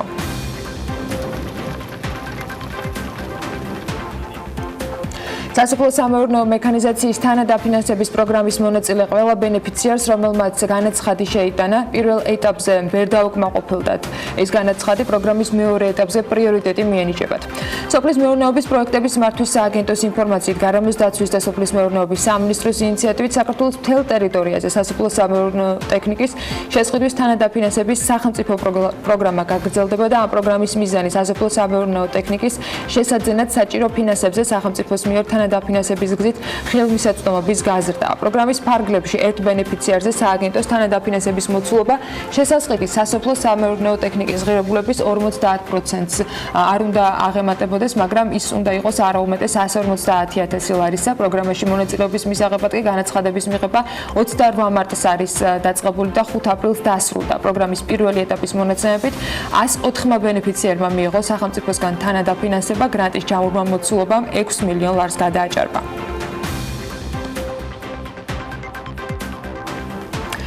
დილიჟანში სომხურ ქართული ბიზნეს ფორუმი დაიგეგმა. ამასთან დაკავშირებით ინფორმაცია სომხეთის საგარეო სამინისტროს პრეს-სპიკერმა გაავრცელა და აღნიშნავენ, რომ ეკონომიკურ თანამშრომლობაზე მომუშავე სამთავრობოთა შორისი კომისიის სხდომა 27-28 ივნისს ერევანში არ დაგეგმილი, რის შემდეგაც უკვე დილიჟანში ერთობლივი ბიზნეს ფორუმი შედგება.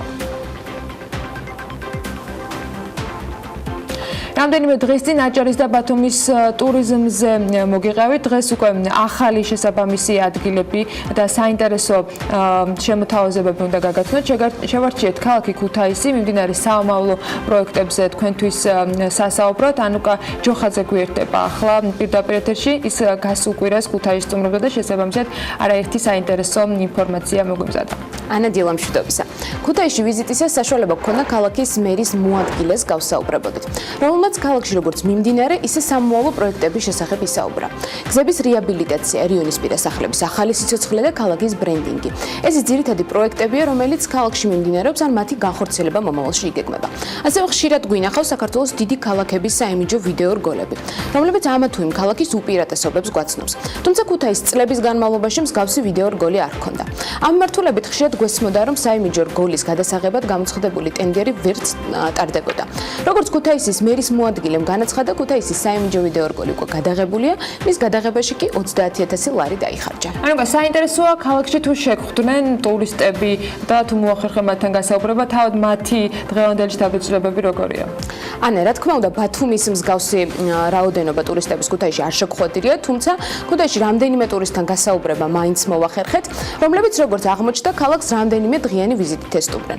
საინტერესოა ის დეტალი, რომ ისინი ქუთაისში ყველაზე მეტად გზების პრობლემაზე საუბრობენ, რაც მათ ქალაქში გადაადგილებაში ხელს უშლის. როგორც ქუთაისის მერიაში ამბობენ, ამ მიმართულებით გზების სარეაბილიტაციო სამუშაოები აქტიურად მიმდინარეობს. შესაბამისად, რამდენიმე ქუჩაზე გადაადგილება შეფერხებით ხდება.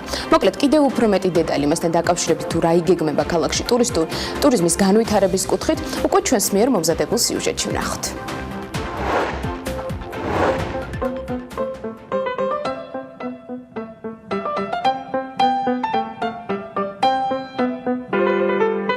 რამდენჯერაც არ უნდა ჩახვიდეთ ქუთაისში, აუცილებლად იგრძნოთ იმ კოლორიტულ ხასიათს, რომელიც წლებია ამ ქალაქის თანმდევია. პიკასოს ბიჭი და თეთრი ხიდი კი ქუთაისის ერთგვარ სავიზიტო ბარათს წარმოადგენს. შესაბამისად, ყველაზე მეტ ტურისტსაც სწორედ აქ შევხვდით, რომლებიც ქალაქს სულ რამდენიმე დღით ესტუმრნენ. ტურიზმის საინფორმაციო ცენტრის მონაცემებით ტურისტებს შორის გერმანიის, პოლონეთისა და რუსეთის მოქალაქეები ჭარბობენ. ქუთაისში გუშინ თბილისიდან ჩამოვედით, ჯერჯერობით ყველაფერი მოგწონს. უკვე ვიყავით ქალაქში არსებულ ბაზარში, სადაც ყველაზე მეტად ნატურალური პროდუქცია მოგეწონა. ძალიან მოგეწონა ქალაქის ძველი არქიტექტურა და ხიდები, რომლებიც ქალაქში მრავლად არის. ქუთაისის შემდეგ ვგეგმავთ ოკაცეს კანიონს ვესტუმროთ. აქ ჩემი მეგობრები ცხოვრობენ, შესაბამისად, ჩვენი ვიზიტის მიზეზიც სწორედ ეს არის. ჩემი აზრით, ეს ქალაქი განსაკუთრებულია თავისი უძველესი არქიტექტურით, რაც პირველ რიგში ტურისტებს იზიდავს. ერთადერთი რამ, რასაც გამოვასწორებდით, არის საგზაო ინფრასტრუქტურა. ჩვენი მანქანით ჩამოვედით და ძალიან გაგვიჭირდა ქუთაისში გადაადგილება. როგორც აღმოჩნდა, ქუთაისში ჩამოსულ ვიზიტორებს ადგილობრივ სამზარეულოზე მეტად ქალაქის ისტორიულ არქიტექტურაზე საუბარი უფრო ხიბლავს. უძველესი ისტორია აქვს ქალაქში არსებულ წითელ ხიდს და იმ რიონისპირა სახლებს, რომელიც საუკეთესოდ სწორედ ამ ლოკაციიდან ჩანს. უძველესი ხის-სახლების რეაბილიტაცია, როგორც ქუთაისის მერიაში ამბობენ, საინვესტიციო ღირებულების გათვალისწინებით ქალაქისთვის ყველაზე მსხვილი პროექტია, რომელსაც მუნიციპალური განვითარების ფონდი ახორციელებს. პროექტის ღირებულება კი 25 მილიონი ამერიკული დოლარია. რიონისპირა სახლების რეაბილიტაციის პროცესი უკვე დაწყებულია, გამომდინარე იქიდან, რომ ტენდერი გამოცხადებულია საპროექტო საზედამხედველო ღონისძიებების შეძენასთან დაკავშირებით, მხოლოდ პროექტის ღირებულება $1 მილიონამდე არის, რაც შეეხება თავად საინვესტიციო ღირებულებას 25 მილიონი ამერიკის შეერთებული შტატების ვალუტაში არის განსაზღვრული. დაახლოებით, რა თქმა უნდა, ეს თანხა არის დაახლოებითი, ძირითადად ღირებულება უნდა დადოს საპროექტო სამუშაოებმა და როგორც ჩვენთვის ცნობილია, მუნიციპალური განვითარების ფონდს უკვე აღნიშნული თანხა მობილიზებული აქვს დონორების მიერ. ტურისტებმა ერთ-ერთ პრობლემად ქალაქის საგზაო ინფრასტრუქტურა დაასახელეს. ქუთაისის მერიის ინფორმაციით, ამ ეტაპზე ქალაქში გზების სარეაბილიტაციო სამუშაოები უკვე მიმდინარეობს. სამუშაოების განხორციელებაში მუნიციპალიტეტთან ერთად საავტომობილო გზების დეპარტამენტიც ჩართულია. გზებთან ერთად ქალაქის საფეხმავლო ნაწილიც კეთდება, რაც ქუთაისისთვის მნიშვნელოვან გამოწვევას წარმოადგენს. ფაქტიურად ყველა ძირითადი მაგისტრალი, რაც ქალაქს კვეთავს, დღეს გადის რეაბილიტაციის პროცესს, მაგრამ რეაბილიტაცია არ ხდება მხოლოდ ზედაპირულად, ის თვალისწინებს საფეხმავლო ნაწილის მოწყობასაც. შეფერხებები ამ მიმართულებით განაპირობა ასევე წყალმომარაგების რეაბილიტაციის ძალიან მასშტაბურმა პროექტმაც, რომელიც მიმდინარეობდა წლების განმავლობაში ქუთაისში და შეგვიძლია ვთქვათ, რომ წელს ეს პროექტი სრულად დამთავრდება, რაც ქალაქს მისცემს 24 საათიან წყალმომარაგებას, რაც ასევე ძალიან დიდი ხნის პრობლემის გადაჭრას ნიშნავს ქუთაისისთვის.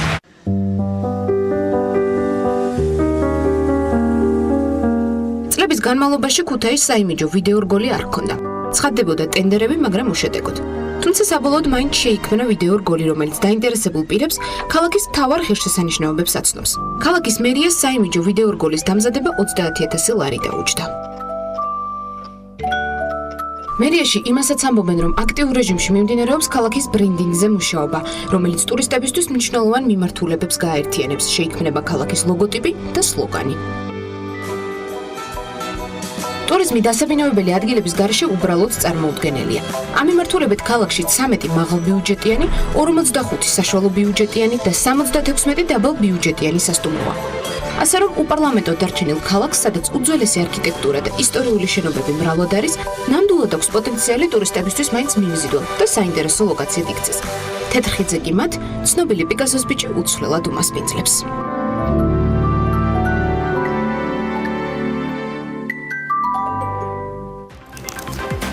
ლარი გაუფასურდა. ეროვნული ბანკის ოფიციალური გაცვლითი კურსი გუშინდელი ვაჭრობის შედეგად დოლართან მიმართებით 2 ლარი და 76 თეთრი გახდა. ბლუმბერგის სავაჭრო სისტემაში კი 1 დოლარის ღირებულება გუშინ თითქმის 2 ლარი და 77 თეთრი იყო, რაც გასული 6 თვის მაქსიმალური მაჩვენებელია.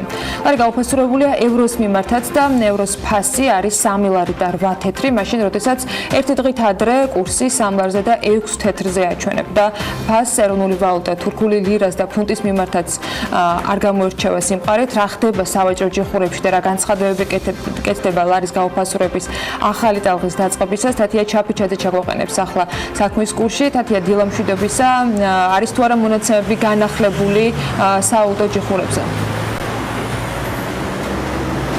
დილა მშვიდობისა, დიახ, ანა, ლარის ოფიციალური გაცვლითი კურსი ამერიკულ დოლართან მიმართებით 2 ლარი და 76 თეთრია, რამაც თავისი ასახვა, რა თქმა უნდა, უკვე პოვა სავალუტო ჯიხურებში, სადაც ამ დროისთვის კურსის ამერიკული დოლარის შეძენის ღირებულება დაახლოებით 2 ლარი და 76 თეთრიდან იწყება, 2 ლარი და 77 თეთრ ნახევარი დაახლოებით ასეთია მდგომარეობა, რაც ამ წუთებშია თბილისში მდებარე სავალუტო ჯიხურებში, თუმცა მიუხედავად იმისა, რომ თითქმის 2.80-იან ნიშნულს უახლოვდება ლარის კურსი, ინფლაციური ზეწოლის რისკებს ვერ ხედავს ფინანსთა მინისტრი და ვანო მაჭავარიანი გუშინ ლარის გაუფასურებასთან დაკავშირებით გაკეთებულ განცხადებაში აღნიშნავდა, რომ ეს არის მოკლევადიანი ეფექტი, რომელიც განპირობებულია საგარეო ფაქტორებით, მათ შორის თურქეთის ფაქტორით, რაც შეეხება ხელისუფლების ქმედებებს, ის აცხადებდა, რომ ხელისუფლება 1 წელზე მეტია აქტიურად მუშაობს სხვადასხვა რეგულაციებით იმისათვის, რომ მსგავსი ტიპის მოკლევადიანი რყევები არ იყოს ასახული ლართან მიმართებით. შეგვიძლია მოვისმინოთ მაჭავარიანის ეს განცხადება.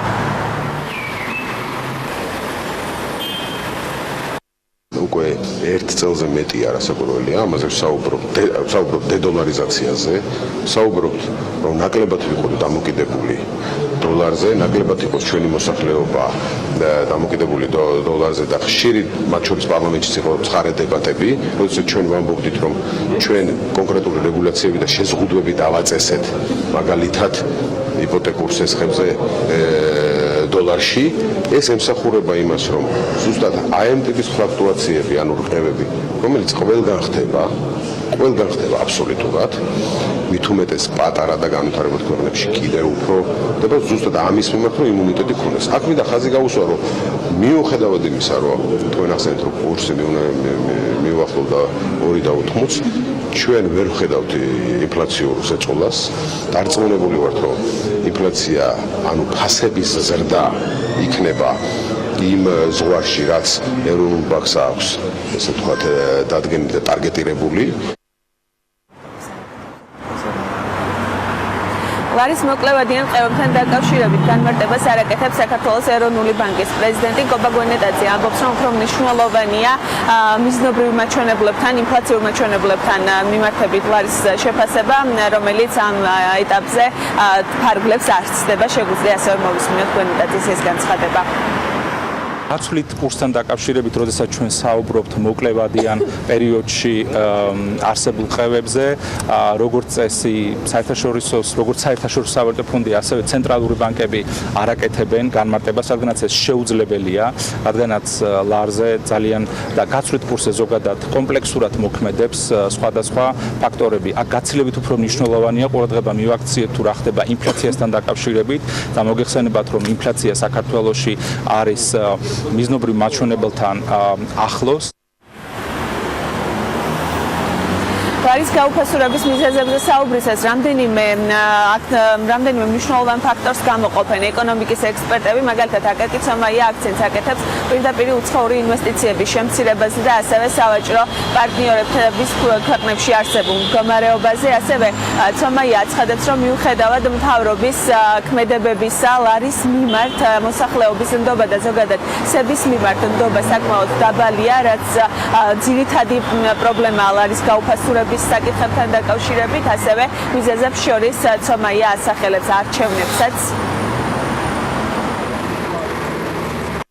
პირდაპირ უცხოური ინვესტიციები მცირდება და ეს ფაქტორია, იმიტომ რომ დოლარის მიწოდება ნიშნავს, რომ მცირდება და ამის გამო უფასურდება. მეორე არის ის, რომ როგორც წესი არჩევნების წინა პერიოდში იხარჯება დიდი რაოდენობით ფული და ისევ იმ ზოგადი პრობლემიდან გამომდინარე ფულის ეს მასა დიდწილად ხდება ხოლმე ისევ სავალუტო პუნქტებში და აქედან გამომდინარე ადამიანები ცდილობენ დოლარში რეზერვების შევსებას. მესამე ფაქტორი უკავშირდება იმ გარემოებას, რომ ჩვენი შემოსავალი ეს ნიშნავს იმას, რომ არ არის იმდენად მაღალი, რომელიც ეყოფა, თქვათ, იმპორტის დაფინანსებას, რადგან უცხოურ ვალუტაში როგორც ინვესტიციების, ასევე სესხების რაოდენობა მცირდება, სესხების რაოდენობა გამომდინარე რეგულაციებიდან. შესაბამისად, ჩვენ ვეღარ შევისყიდით ჩვენი შემოსავლით ამ იმპორტს. როგორი იქნება ლარის გაცვლითი კურსი დოლართან მიმართებით, რა თქმა უნდა, რთული საპროგნოზოა, თუმცა ექსპერტები აცხადებენ, რომ მოახლოებული ტურისტული სეზონიდან გამომდინარე, სავარაუდოა, რომ ქვეყანაში ბევრი უცხოური ვალუტა შემოვა და ამას დადებითი ეფექტი ექნება ლართან დაკავშირებით, თუმცა გრძელვადიან პერსპექტივებზე საუბრისას იგივე აკაკუცამაია აცხადებს, რომ აუცილებელია FDI გაიზარდოს, სხვა შემთხვევაში დადებითი პროგნოზების გაკეთება რთული იქნება. ჩვენ გუშინ გადავხედეთ ლარის ოფიციალურ გაცვლით კურს დოლართან მიმართებით 2013 წლის 1 იანვრიდან დღემდე პერიოდს და ვნახეთ, რომ ყველაზე დღევანდელ დღეზე მაღალი გაცვლითი კურსი ფიქსირდება მხოლოდ ერთ შემთხვევაში, ეს იყო 2016 წლის 22 დეკემბერი, როდესაც 1 ამერიკული დოლარის შეძენა 2 ლარად და 78 თეთრად იყო შესაძლებელი. რაც შეეხება 2018 წლიდან დღემდე არსებულ მდგომარეობას, იგივე მაჩვენებელი დაფიქსირდა 2018 წლის 8 ნოემბერს და ეს იყო 2.76, რაც შეეხება უშუალოდ 2018 წლის 22 მაისის მდგომარეობას, ანუ ზუსტად 1 წლის წინანდელ სიტუაციას, შარშან ამ დროს 1 ამერიკული დოლარის შეძენა 2 ლარად და 53 თეთრად იყო შესაძლებელი, რაც ნიშნავს იმას, რომ გაუფასურების მაჩვენებელი 1 წლის განმავლობაში 33 ერთეულია. მადლობა თათია მიმოხილვისათვის. ეს იყო ერთ-ერთი ყველაზე აქტუალური და მნიშვნელოვანი თემა. გუშინ ჩვენ ის ოფიციალური კომენტარები მოგაწოდეთ, რომელიც ამასთან დაკავშირებით შესაბამის სტრუქტურების წარმომადგენლებისგან BMG-მ მოიპოვა. ნახლა უნდა გავაგრძელოთ ლარის კურსთან დაკავშირებით საუბარი. გადასახადის გადამხდელთა კავშირი, მათ შორის გუშინდელი განცხადებით აღნიშნავს, რომ ლარის კურსის რყევა სახელმწიფო შესყიდვებში რისკებს ქმნის. ეს კიდევ ერთი საკითხი არის, რომელზეც ეროვნული ვალუტის დოლართან სისუსტეზე ჩვენ რეაქციას ვიღებთ. გაერთიანებაში მას სამობენ, რომ ბოლო პერიოდში ლარის კურსის რყევამ რისკები წარმოშვა სახელმწიფო შესყიდვებში მონაწილე კომპანიებისთვისაც, რომლებსაც ხელშეკრულებები გაფორმებული აქვთ ლარში, ხოლო პროდუქციის იმპორტს უცხოურ ვალუტაში ახორციელებენ. დილა მიქაუტაძესთან საქართველოს გადასახადის გადამხდელთა კავშირის აღმასრულებელ დირექტორთან გავაგრძელებთ საუბარს. მოგესალმებით, დილა. მადლობა, რომ ხართ ჩვენთან ერთად.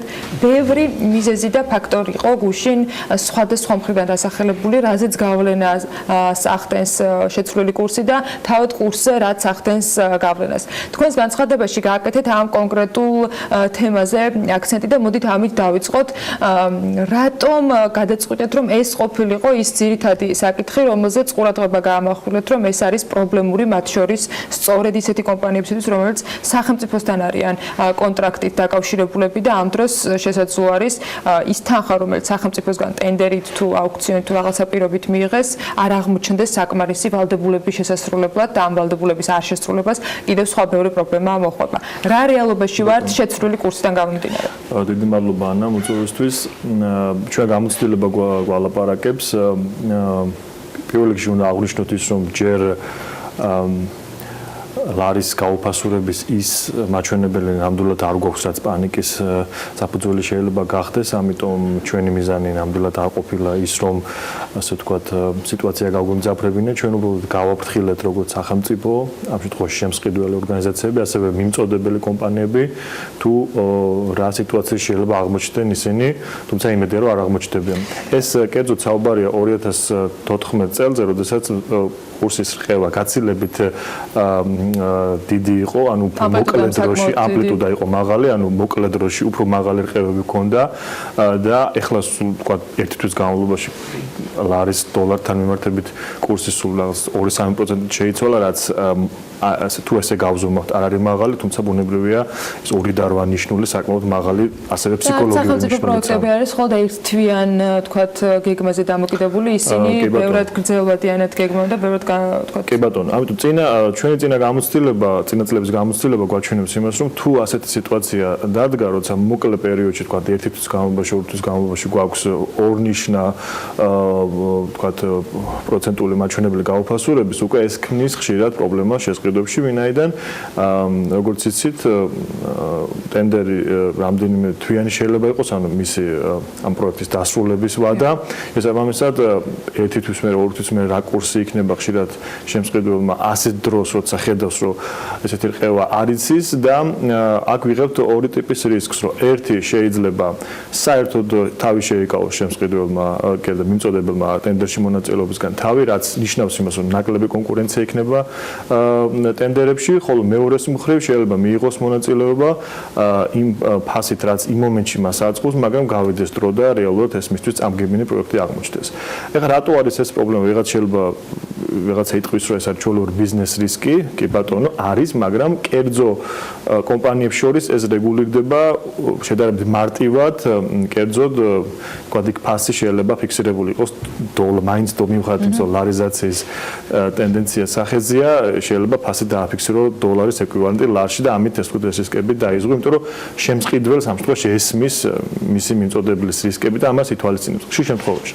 რაც შეეხება სახელმწიფო მოუქნელი ამ კუთხით და ეს დოლართან ვერ მიაბამს ხელშეკრულების ფასს, ეს ბუნებრივია, ის ფიქსირდება ლარში, ხოლო თუ მსგავსი პრობლემები აღმოჩნდა, მას ჩვენი მოწოდება იყო ის, რომ მან გამოიჩინოს მობიერება ამ კონკრეტულად ეს მინდა კითხოთ, რა მიზანს ემსახურება და ეს შეიძლება იყოს ცალკეული მობიერების გამოვლინებები, შეიძლება იყოს რაღაცა ფორმით უკვე ჩარჩო შეთანხმება სახელმწიფოს მხრიდან დავქირავებულ კომპანიებთან, რომ თუ ასეთი თქვა რისკი დადგება, ჩვენ ამ ფორმით შეგვიძლია ჩარევა და ეს ალბათ უნდა არაერთი კონკრეტული სტრუქტურის, არაერთი კონკრეტული თქვა შეთანხმების პირობაში იყოს, არამედ რაღაცა ერთიან თამაშის წესზე უნდა შეთანხმდეს მთლიანად დამკვეთი ამ შემთხვევაში სახელმწიფო, თუ დაჭირდება ამას იქ საკანონმდებლო დონეზე ან მთავრობის განკარგულების დონეზე რაიმე ფორმით ჩარევა. ჩვენი განცხადების მიზანი იყო ის, რომ პირველ რიგში სახელმწიფოს საქმე მოწოდება გაგვეკეთებინა და შეგვიხსენებინა ამ პრობლემის შესახებ, მეორე მხრივ შეგვიხსენებინა კერძო კომპანიების მიმწოდებლებისთვის, რომ მათ მსგავსი პრობლემის დადგომის შემთხვევაში აქვთ საშუალება მოითხოვონ ხელშეკრულების ღირებულების ცვლილება. კერძოდ სად რის საფუძველზე ხდება ეს? თავის დროზე, როდესაც ჩვენ ეს საკითხი დავაყენეთ 2014 წელი უთვალმეშლება, საკმაოდ დიდი გამოხმაურება მოყვა, მაშინ ბიზნეს ომბუდსმენი შეხვდა შესყიდვების სამსახურის უფროსიც და გამოიცა სპეციალური განკარგულებაც კი, იმიტომ რომ იმდენ დიდი იყო პრობლემა. თუმცა დღეს ესეთი მწვავე პრობლემა არ გვაქვს, მაგრამ სახელმწიფო შესყიდვების კანონიც, რეგულაციებიც და მათ შორის ტენდერების სტანდარტული ხელშეკრულება ითვალისწინებს 10%-ის ფარგლებში ხელშეკრულების ღირებულების ცვლილებას, თუ დადგება ეს სამოქალაქო კოდექსის მიხედვით რეგულირდება, თუ დადგება ისეთი გარემოება, რომლის პირობებში ეს ხელშეკრულება არ გაფორმდებოდა. ეს გარემოება ცალსახად შეიძლება იყოს ლარის კურსის ცვლილება დოლართან მიმართებით, თუ ბუნებრივია საუბარი გვაქვს იმპორტირებული საქონლის მიწოდებაზე. აი, აქაც ბენზინის არ იყოს, ალბათ იქნებოდა სადაო კომპანიებსა და სახელმწიფოს შორის ის საკითხი, რამდენად ზუსტად იმ დროს დაჭირდა მას განხორციელება, ან რატო იყო თქვა ეს ხო არ არის ყოველდღიური შესაძლებლობაზე საუბარი და უწყვეტ მოწოდებაზე საუბარი. აქ საუბარი იმაზე, როცა კომპანია არ უბრალოდ განაცხადებს ამ შესახებ, დაასაბუთებს, რომ რეალურად კურსი იმდენად შეიცვალა, რომ მას ასე ვთქვათ გამოვიყენოთ ეს ყოველდღიური სიტყვა, მისი მოგება შეიჭამა ამ კურსის ცვლილების გამო. ანუ ის სხვა ამ კურსის პირობებში ამ ხელშეკრულებას არ დადებდა. შეიძლება მას იმხელა მარჟა ქონდეს ამ კონკრეტულ ხელშეკრულებაში, რომ კურსის ცვლილება მასზე დიდი გავლენა არ მოახდინოს. ამ შემთხვევაში შეიძლება ხედავთ რისკებს, რომ მათ შორის იმ ფონზე, როდესაც კურსის ვოლატილობა იმდენად ტენდენციური გახდა, რომ ჩვენ რაღაცა ცვლას ველოდებით მუდმივად და ეს არ არის რაღაცა ვთქვათ ფასის შემცირებისკენ მიმართული, არამედ უფრო მეტად ზრდის არის, რომ ყველა კომპანია რეალურად ამ რისკების გადაზღვევისათვის სახელმწიფოს თავაზობდეს ისეთ ფასს ატენდერო და ჩვენ ტენდერებში ვიცით, რომ მართალია ყველაზე დაბალი ფასის თქვა კომპანია იმარჯვებენ იმ არსებული პირობების მიხედვით, მაგრამ ყველამ აიღო სასტარტოდ სწორედ ისეთი მარჟა მოგების, სადაც გადაზღვეული იქნებიან შესაძლო მინუსში წასვლისას. ამიტომ აღვნიშნე ანა დასაწყისში, რომ ეს ცვლილება, რაც ჩვენ ბოლო ერთ თვის განმავლობაში გვაქვს, არ გვაძლევს პანიკის საფუძველს, მაგრამ თუ მოხდა ისე რომ წლის განმავლობაში ეს ტენდენცია გაგრძელდა და ეს ცვლილება კურსის და გაუფასურების ტენდენცია იმდენად გაიზარდა რომ ეს გადაცდა თქვა 10%-იან ნიშნულს შეიძლება შემდეგ დადგეს ეს საკითხი ამიტომ ჩვენი ამოცანა იყო ამ შემთხვევაში შეხსენება მიმწოდებლებისთვის რომ ნუ შეეშინდებათ ამ რისკის მათ აქვთ იმის საშუალება რომ შემსყიდველებს მსგავსი ძალიან კრიტიკული სიტუაციის დადგომის შემთხვევაში მოთხოვონ ხელშეკრულების ღირებულების ცვლილება თუმცა ეს ესე მარტივად არ მიიღწევა ხშირად ამას ესე თქვა თავისუფლად ამას არ აკეთებენ მაგრამ არა მარტივად საუბარი მაქვს შემსყიდველ ორგანიზაციებზე ჩვენი მხრიდან ჩვენ მზადა ვართ ამ ინწოდებლებს კერძო კომპანიებს გაუწიოთ კონსულტაცია და თუ საჭირო იქნა ეს საკითხი ღიადაც გამოვიტანოთ განსახილველად ანუ თავი არის ის რომ ჩვენი ერთ-ერთი ამოცანა არის ასევე ის რომ არაპროგნოზირებადი კურსის გამო კომპანიებმა არ შეიკავონ თავი ტენდერებში მონაწილეობისგან ვინაიდან წინააღმდეგ შემთხვევაში ისედაც დაბალი ხშირად მონაწილეობის პირობებში კიდევ უფრო შემცირდება კონკურენცია და ამით დაზრალდება რეალურად ჩვენი ბიუჯეტი და ისევე ჩვენი გადახდილი თანხებია. პროგნოზს რა თქმა უნდა არ გთხოვთ, მაგრამ ზოგადად ლარის კურსთან დაკავშირებულ თემაზეც მინდა გითხოთ, რატომ არ შველის საქართველოს ლარიზაცია? არის თუ არა ის არგუმენტები, რომელიც მათ შორის თათიას ჩართვაში მოვისმინეთ, რომ თურქეთში არაფერი პრინციპში ეკონომისტების შეფასებით არ ყოფილა ისეთი განსაკუთრებული, რომ ბოლო ერთ თვეში რაღაცა ისეთი ცვლილებები საქართველოს ბაზარზე რა ხდება დღეს, რას ველოდებით მაინც, ანუ ეს არის მხოლოდ ინვესტიციების კლების გავლენით მომხდარი ინფლაციას არ ეტყობა ამბობს ეროვნული ბანკი და შესაბამისად ის არაპირებს რომ მცურავ კურსში რაიმე ფორმით ჩაერიოს მომხმარებელი ადამიანები რომლებიც სესხით არიან დოლარზე დაკავშირებულები და ასე შემდეგ ცოტა უფრო მძიმედ აღიქვამენ ამ ყველაფერს რა პრობლემა აქვს ამბობთ ხოლმე რომ თერმომეტრია ქვეყნის ეკონომიკის ლარი დღეს თერმომეტრი რა დაავადებას აჩვენებს რა არის მთავარი პრობლემა ზოგადად უნდა შევეგუოთ იმას, რომ ლარის კურსი ან მაღალი, ან დაბალი დოლართან მიმართებით არაფერს არ გვეუბნება, ანუ გულისხმობ იმას, რომ არც დაბალი კურსია კარგი და არც მაღალი. ანუ ეს ის არის შეგვიძლია რომ ანუ ის არის ის, რაც ობიექტური რეალობა. ანუ დაბალი მეორეს მხრივ დაბალი კურსი ანუ IAP დოლარი არ აწყობს დაუშვათ ტურიზმის სექტორს, არ აწყობს ექსპორტიორს ასე შემდეგ. ამიტომ მე ვფიქრობ თავარი პრობლემა ბიზნესისთვის კომპონენტებს ხო აი სავაჭრო ბალანსი მიუხედავად იმისა რომ ჩვენი იმპორტი არ არის დიდად შემცირებული, მაინც შემცირდა, ექსპორტი გაიზარდა 14%-იანი იყო შემცირებაც და გააზარდა. სავაჭრო ბალანსი თითქოს გაუმჯობეს და ლარიზაცია თითქოს 7-ად მიდის. რაღაცა სხვა ყველა კრიტერიუმი, რაზეც იყო ხოლმე აქამდე საუბარი, თითქოს დადებითად არის დღეს აღქმული რომ დადებითი მდგომარეობა აქვს. მაშინ რა ხდება დღეს, ანუ რა არის ეს? ანუ ეს ჩვენი მდენად პატარა ჩვენი ქვეყანა მდენად პატარა ბაზარია და განსაკუთრებით სავალუტო ბაზარი ერთმა შეიძლება დიდმა ტრანზაქციამაც კი უცებ შეცვალოს კურსი და ამან მერე გამოიწვიოს რაღაც პანიკური მდგომარეობა და კიდევ უფრო გაამძაფროს ეს ყევა. იმისთვის რომ ჩვენ სწორი ანალიზი გავაკეთოთ, ამის გვჭირდება ძალიან ბევრი მონაცემი და ეს მონაცემი მე მგონი ერთადერთი ვისაც დღეს აქვს ეს არის ეროვნული ბანკი და სავალუტო ფინანსთა სამინისტრო. ჩვენ არ ვიცით რა შეიძლება კიდევ ხო ერთმა რაღაცა შესყიდვა ეს ყველაფერი შეცვალა. ამაში შეიძლება როლი ქონდეს ასევე ეროვნული ბანკის მიერ განხორციელებულ შესყიდვას, ანუ არა რომელიც ფოტოშორის მაისში არ იყო აქტიური. ხო, ანუ ეს ინფორმაცია ჩვენ ასე ვთქვათ, ესე ყველა ერთად მოყოლი არ გვაქვს, ანუ შეიძლება ვიღაცას აქვს, მაგრამ ჩვენ ხელში ეს არ არის, ამიტომ ყველა ტიპის მსგავსი განცხადებები და შეფასებები ჩემი აზრით არის მაინც რაღაც დონეზე მარჩიელობა და თუ ეს მონაცემები არ გაანალიზდა ზუსტ ასე ვთქვათ მიზეზებს ვერ დავასახელებთ. ეხლა ზოგადად გვაქვს რაღაც პოზიტიური ტენდენციები, მაგრამ ეხლა პირდაპირ უცხოური ინვესტიციების კუთხით ნამდვილად აქვს პოზიტიური ტენდენციები და ჩვენ ამაზეც განვაცხადეთ წინა კვირას, რომ უფრო მეტი აქტიურობა საჭირო და ახალ ეკონომიკის მინისტრიც ფაქტობრივად იგივეს ადასტურებს, რომ საჭიროა მეტი ინიციატივები ამ კუთხით, მათ შორის პრივატიზაციის თვალსაზრისით, იმიტომ რომ მიუხედავად იმისა, რომ პირდაპირ უცხოური ინვესტიციების შეფარდება მშპ-სთან საკმაოდ მაღალია, სხვა ქვეყნებს თუ შევედრებით, ტენდენცია არის დაღმავალი, რაც ბუნებრივია ახდენს გავლენას რაც ახდენს სავალუტო ბაზარზე გავლენას, იმიტომ რომ როცა სავალუტო ბაზარი მიჩვეულია რაღაცა X რაოდენობის დოლარის შემოდინებას კონკრეტულად აი ამ წყაროდან და უცებ ის ქვემოთ მოდის თავისთავად ის მერე ეს ბალანსი, ეს კურსი იცვლება და ამას მოყვება მე ეს რყევები. ამიტომ ჩვენ რა თქმა უნდა მაინც პოზიტიურად ვართ განწყობილი, მაგრამ გვაქვს სახელმწიფოს ადეკვატური რეაგირების იმედი. კიდევ ერთხელ ვამბობ, ეს ორი დარვა არის ფსიქოლოგიური ნიშნული და მით უმეტეს სიუჟეტში აღინიშნა, რომ ის კურსი რაც დღეს გვაქვს უკვე ჰქონდა ჩვენ წინა წლის განმავლობაში, ამიტომ სრულიად შესაძლებელია რომ მომდევნო პერიოდის განმავლობაში ეს კურსი შეიცვალოს, მაგრამ კიდევ ერთხელ არც ეს ძალიან უცებ დაბლა ჩამოსვლა არის პოზიტიური, ამ თავარი არის ჩვენ გქონდეს პროგნოზირების საშუალება, იმიტომ რომ იმპორტზე დამოკიდებული ქვეყანა ვართ და ბიზნეს დაგეგმვისთვის სჭირდება რაღაცა ლოგიკური ჩარჩოები, საიდან სადაც შეიძლება კურსი შეიცვალოს. წინააღმდეგ შემთხვევაში ლარიზაცია ვერ განხორციელდება, იმიტომ რომ ისევ რეზერვები, კერძო რეზერვები, ანუ დანაზოგები ისევ დოლარში განხორციელდება, იმიტომ რომ როცა ნდობა დაბალია ეროვნული ვალუტის მიმართ. დაბალს მინდა კითხოთ იმ თემასთან დაკავშირებით, რომელსაც განცხადება გაკეთდა და გუშინ გეგმავთ თუ არა შეხვედრას ამ ბიზნეს ომბუდსმენთან, იგივე გზის გავლას, რაც იყო 2000 ჯერჯერობით ამის აუცილებლობას ვერ ვხედავთ, თუ ჩვენ დავინახავთ იმას, რომ შემსყიდველი ორგანიზაციები არ მოქმედებენ ადეკვატურად და არ ითვალისწინებენ მიმწოდებლების ინტერესებს, ეს ჩვენი წევრები და ჩვენს ხელთ არსებული ინფორმაცია ჩვენ მაშინ შესაბამის ბუნებრივია მოქმედებებსაც დავგეგმოთ. დიდი მადლობა იმისთვის, რომ იყავით ჩვენთან ერთად. გიგლა მიქაუტაძე, საქართველოს გადასახადის გადამხდელთა კავშირის აღმასწავლებელი დირექტორის მასპინძლობდით საქმიანი დილის ეთერში. მცირე სარეკლამო პაუზა გლოვდება და რამდენიმე წუთში დაგიბრუნდებით.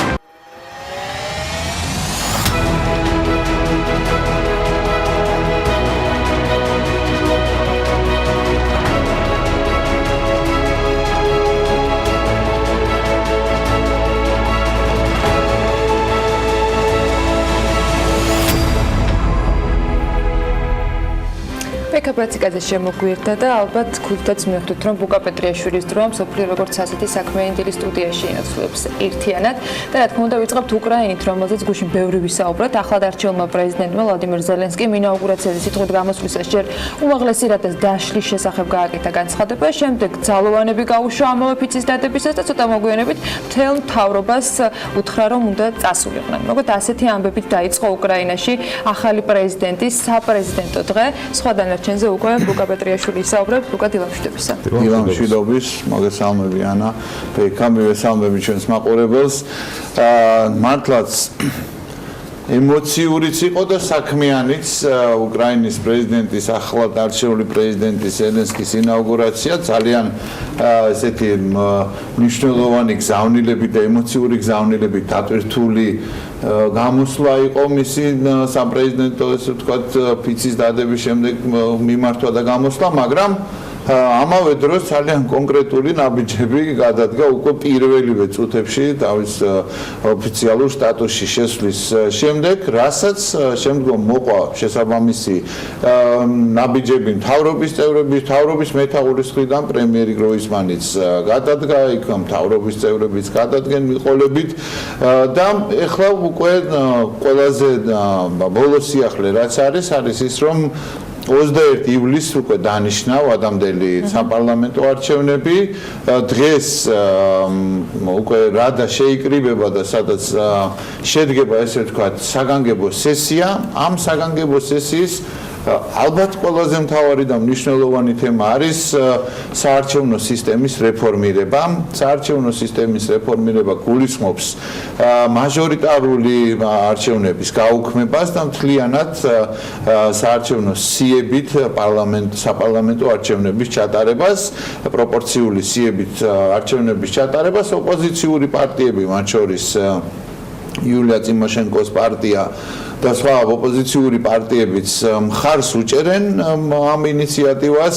ვნახოთ როგორ შეძლებს, როგორ მოახერხებს დღეს და როგორ გადაწყდება რადაში ამასთან დაკავშირებული საკითხი. მაღალი ალბათობით უნდა ვიხილოთ ახალი სისტემით, პროპორციული სისტემით არჩევა. რატო იჩქარა უკრაინის ახლად არჩეულმა პრეზიდენტმა არჩევნების დანიშნა? იმიტომ რომ მისი პარტია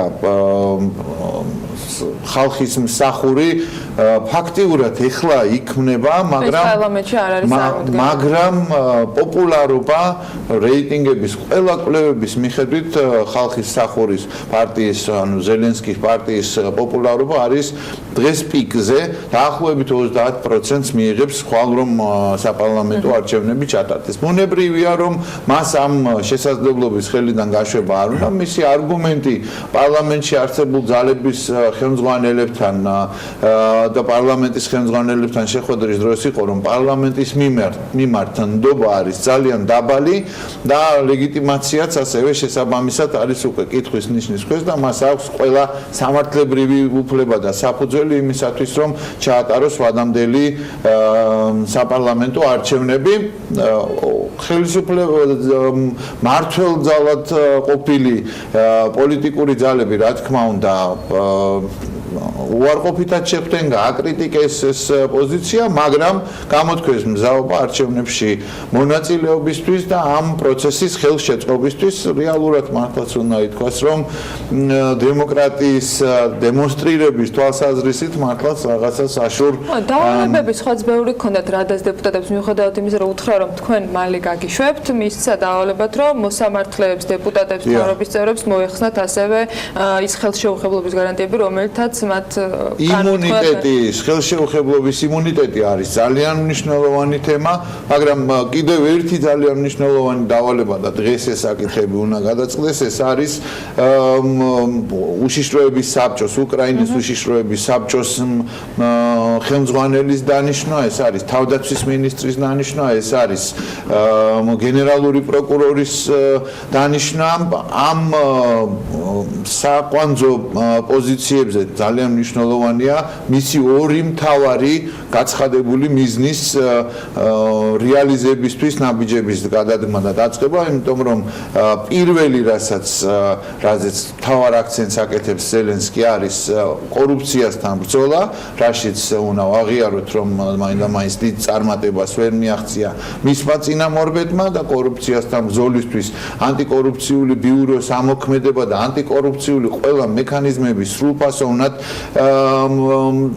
ესე ვთქვათ ამოქმედებისთვის ზელენსკის აქვს სრული მზაობა, სრული კარტ ბლანში შეიძლება ითქვას და საზოგადოების მხრიდან განსაკუთრებული მხარდაჭერას სწორედ ამ გაცხადებული მიზნის და ამ დავალების შესასრულებლად არის და შესაბამისად ყველა ამ მიზანთან ასოცირებული გადაწყვეტილებაც მხარდაჭერილია ხალხის მიერ. მეორე ძალიან მნიშვნელოვანი თემა, რა თქმა უნდა, არის დონბასში, აღმოსავლეთ უკრაინაში სამხედრო მოქმედებების შეწყვეტა. ამასთან დაკავშირებით ესეთი კონკრეტული სამოქმედო საგზაო რუკა არ არის ესეთი კონტურული რუკა, მაგრამ არის გარკვეული მინიშნებები მიმასთან დაკავშირებით, თუ რა შეიძლება მოიმოქმედოს უკრაინის ახალდარჩეულმა პრეზიდენტმა. ზელენსკი შეხვდა ინაუგურაციის პროცესში, როგორც სხვა დელეგაციის ხელმძღვანელებს, საქართველოს პრეზიდენტს, ბალტიის ქვეყნების პრეზიდენტებს, ისე ამერიკის შეერთებული შტატების დელეგაციას, ძალიან წარმომადგენლობითი დელეგაციას, რომელსაც ხელმძღვანელობდა ენერგეტიკის მდივანი პატონი პერი, სადაც განხილული იყო საკითხი ამერიკის შეერთებული შტატების მხრიდან ზეწოლის გააქტიურებაზე რუსეთთან მიმართებაში, ამერიკის შეერთებული შტატების მხრიდან დამატებითი სანქციის შემოღებაზე და უფრო აქტიურ ჩართვაზე ამ მოლაპარაკების პროცესში და აქტივიზაციაზე მინსკის შეთანხმებების. ნახოთ ამ მიმართულებით რა გამოვა, მე ვფიქრობ, რომ ეს ორი თვე ძალიან მნიშვნელოვანი იქნება უკრაინის პოლიტიკურ ცხოვრებაში. 21 ივლისს კიდევ ერთხელ მეორე დაიგეგმა უკვე და გადაწყდა, რომ შედგება ვადამდელი საპარლამენტო არჩევნები. ეს არ ნიშნავს ერთმნიშვნელოვნად, რომ ზელენსკის პარტია მიიღებს აბსოლუტურ უმრავლესობას, მას მოუწევს ასევე პოზიციონირება დღეს ოპოზიციაში მყოფ პოლიტიკურ ძალებთან, მოუწევს ასევე დღეს ხელისუფლებაში მმართველ ძალად მყოფ ძალებთანაც ასევე გარკვეულ საკითხებთან მიმართებაში შეთანხმება და ასევე ურთიერთწინააღმდეგობა. მას ბევრი შეკეთო საგარეო გამოწვევა აქვს, რომელზეც ზედაპირულად თუ თვითოწინდებით მაინც მოახერხა, რომ თითქმის ყველა თემასთან ყოფილიყო შეგება. ფაქტია, რომ პოლიტიკურად დასაწყისში მის გადაწყვეტილებები სწორად უნდა შეფასდეს მაინც, რომელიც მან მიიღო უკვე ერთმნიშვნელოვნად ეს მისი სერიოზულობის იმიჯის შესაქმნელადაც ეს ამის დემონსტრირება ნამდვილად იყო აუცილებელი და მან და მისმა გუნდმა ეს ძალიან სწორად გათვალეს, რა თქმა უნდა, რომ პირველივე წუთებიდან მიღებული იქნა გადაწყვეტილებები. როგორ აღსრულდება უკრაინაში კორუფციასთან ბრძოლა, ყველასთვის ძალიან მნიშვნელოვანია. რეალურად შეიძლება ითქვას, რომ კონკურენტი შემოდის აღმოსავლეთ პარტნიორობის სივრცეში საქართველოსთან კორუფციასთან ბრძოლის საკითხებში, მხოლოდ და მხოლოდ წარმატებას უსურვებ უკრაინელებს, მაგრამ იქ გაცილებით უფრო კომპლექსურია და ამ კომპლექსურობის ერთ-ერთი განსაზღვრელი არის პარლამენტში მაჟორიტარული სისტემით გასული ოლიგარქების, ესე ვთქვათ, მყარად ესეთი გამაგრებული ძალაუფლება, რომლის მორღვევასაც და მორღვევასაც ცდილობს ახლა ამ ვადამდელი საპარლამენტო არჩევნებით და საარჩევნო სისტემის ცვლილებით. როდესაც არის უმაღლესი ხელისუფალის მხრიდან ნება, მაშინ და ეს ნება ემთხვევა, რა თქმა უნდა, ბუნებრივია მოქალაქეების უმრავლესობის ნებას, მაშინ ყველაფერი შესაძლებელია ეს მოხდეს სომხეთშიც. ნიკოლ პაშინიანმა როგორც ჩანს ველოსიპედით გადაადგილების, ელექტროავტომობილებით თავრობის გადაადგილების თაობაზე გადაწყვეტილების მიღების პარალელურად უფრო სერიოზული და მნიშვნელოვანი ნაბიჯების გადადგმისკენას ისევ მოუწოდა თავის მხარდამჭერებს. სასამართლოს ბლოკირების შესახებ განცხადება მოყვა მის მიერ გაკეთებული მიმართვა მოყვა სასამართლოს მიერ რობერტ კოჩარიანისთვის შინაპატიმრობის და ციხიდან გათავისუფლების შესახებ გადაწყვეტილებას. რა თქმა უნდა პაშინიანმა დაიცვა ესე ვთქვათ მიუქერძოებლობა თავის განცხადებით რომ ის ვერ ჩაერევა მოსამართლეების გადაწყვეტილებაში, მაგრამ ასევე აქვე აღნიშნა რომ დადგა ქირურგიული ჩარევის დრო სასამართლო სისტემაში, იმიტომ რომ მოწესრიგდა აღმასრულებელი ხელისუფლება, მოწესრიგდა საკანონმდებლო ხელისუფლება და ეხლა არის დრო რომ მიუხედავად სასამართლო ხელისუფლებას. იმისა, როცა იყო მოწესრიგება და ფაქტობრივად მოქმედმა პრემიერმა ხალხს უთხრა ქუჩაში უნდა გამოსულიყვნენ და ამ ფორმით ჩარეულიყვნენ, მან ძალიან საინტერესო კრიტერიუმი დაასახელა, რომ ქვეყნის წინააღმდეგ წაგებული საქმეები საერთაშორისო სასამართლოებში იქნება ერთ-ერთი მთავარი განსაზღვრელი ამა თუ იმ მოსამართლის ბედისა იმ თანამდებობაზე და ძალიან პირდაპირ მოუწოდა რომ მათ ვისაც წაგებული აქვს ეს საქმეები და მათ ვისაც აქვს ესეთი რეპუტაცია შელახული საერთაშორისო ევროპის საერთაშორისო სასამართლოების წინაშე წარმოებულ საქმეებში მათმა უნდობესია რომ ეხლავე დატოვონ თავის მათ მიერ არჩეული თანამდებობები. შენობების სასამართლოების შენობების ბლოკირება მართლაც მოხდა. შემდგომ ოპოზიციურმა პარტიებმა რა თქმა უნდა განაცხადეს რომ ეს არის კონსტიტუციის დარღვევა, ეს არის კონსტიტუციის 49 მოუწოდეს რომ დაშლილიყვნენ რა თქმა უნდა და სასამართლოს ხელშეუხებლობის გარანტად მათ წარმოაჩინეს კონსტიტუციის მიხედვით ქვეყნის პრეზიდენტი.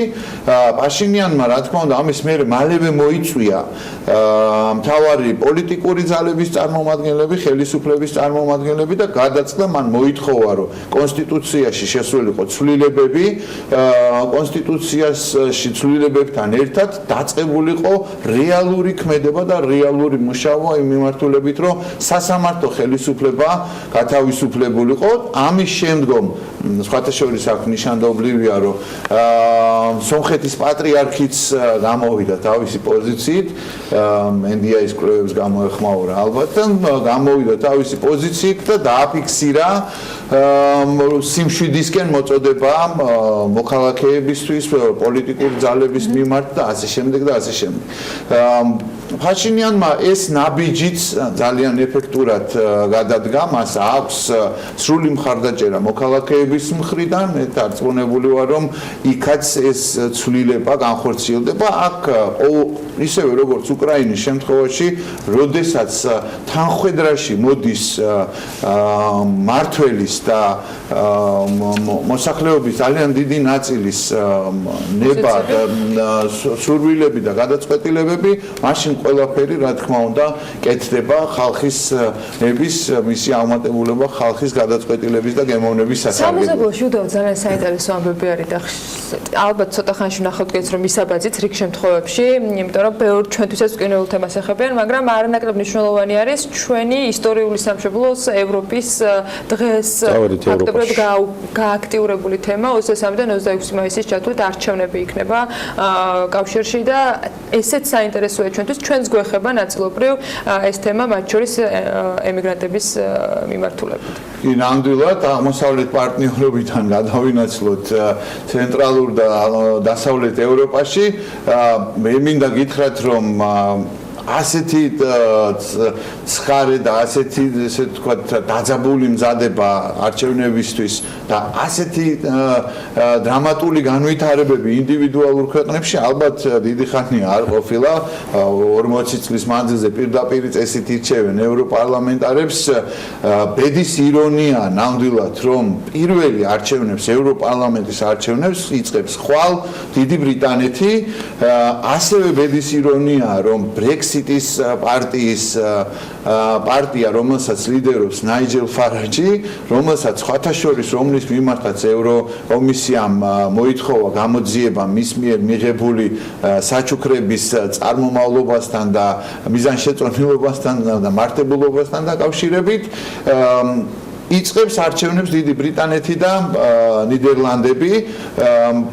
დიდ ბრიტანეთში სწორედაც რომ ბრექსიტის პარტია მოხსნის კუშს მაპატიეთ ამ სიტყვისთვის და აიღებს ყველაზე მეტ მხარდაჭერას გაცილებით მეც როგორც მოსალოდნელია ვიდრე მართველი კონსერვატორები და ოპოზიციონერი ლეიბორისტები იქვე იქნებიან ლიბერალ-დემოკრატებიც მიიღებენ თავის წილ ესე ვთქვათ მანდატებს ევროპარლამენტში მაგრამ რა ხდება ამ შემთხვევაში დიდი ბრიტანეთის და ევროკავშირის თანაარსებობის პირობებში გუშინ ასევე ქალბატონი ტერეზა მეი დიდი ბრიტანეთის პრემიერ-მინისტრი გამოვიდა მორიგი მიმართვით და შეთავაზებით მხარი დაუჭირონ ბრექსიტის შეთანხმებას უახლოეს პერიოდში 3 ივნისამდე მხარი დაუჭირონ ბრექსიტის შეთანხმებას იმ პირობით თუ ისინი მხარს დაუჭერენ ბრექსიტის შეთანხმებას ის მზად არის განიხილოს და ამას ჩანაწერს გააკეთებს ამისთვის რომ განიხილოს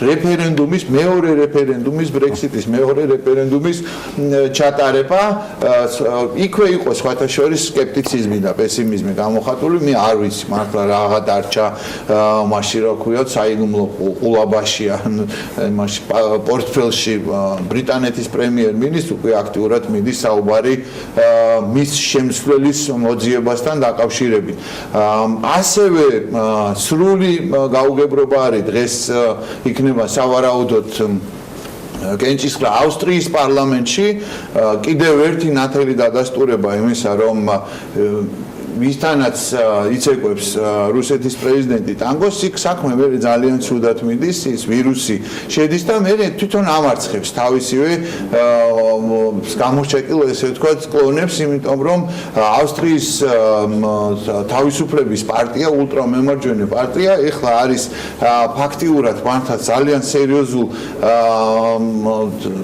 პარალიზებული სერიოზულად მათ ერთნიშნულოვნად განაცხადეს მთლიანად კოალიციიდან გასვლის შესახებ სებასტიან კურცისთვის კანცლერის ავსტრიის კანცლერის და ავსტრიის მთავრობის მეთაურისთვის ეს არის ძალიან დიდი და ძალიან სერიოზული გამოწვევა იმიტომ რომ რეალურად იქ ჩვენ ვხედავთ რომ სოციალ-დემოკრატებთან ეხლა უახლოეს პერიოდში მათ საერთო ენის გამონახვა არ გამოუვათ ამ დროს კვირა დღეს იქნება არჩევნები და შემდეგ დღეებში უკვე დადგება მათ მიმართ ნდობის საკითხი.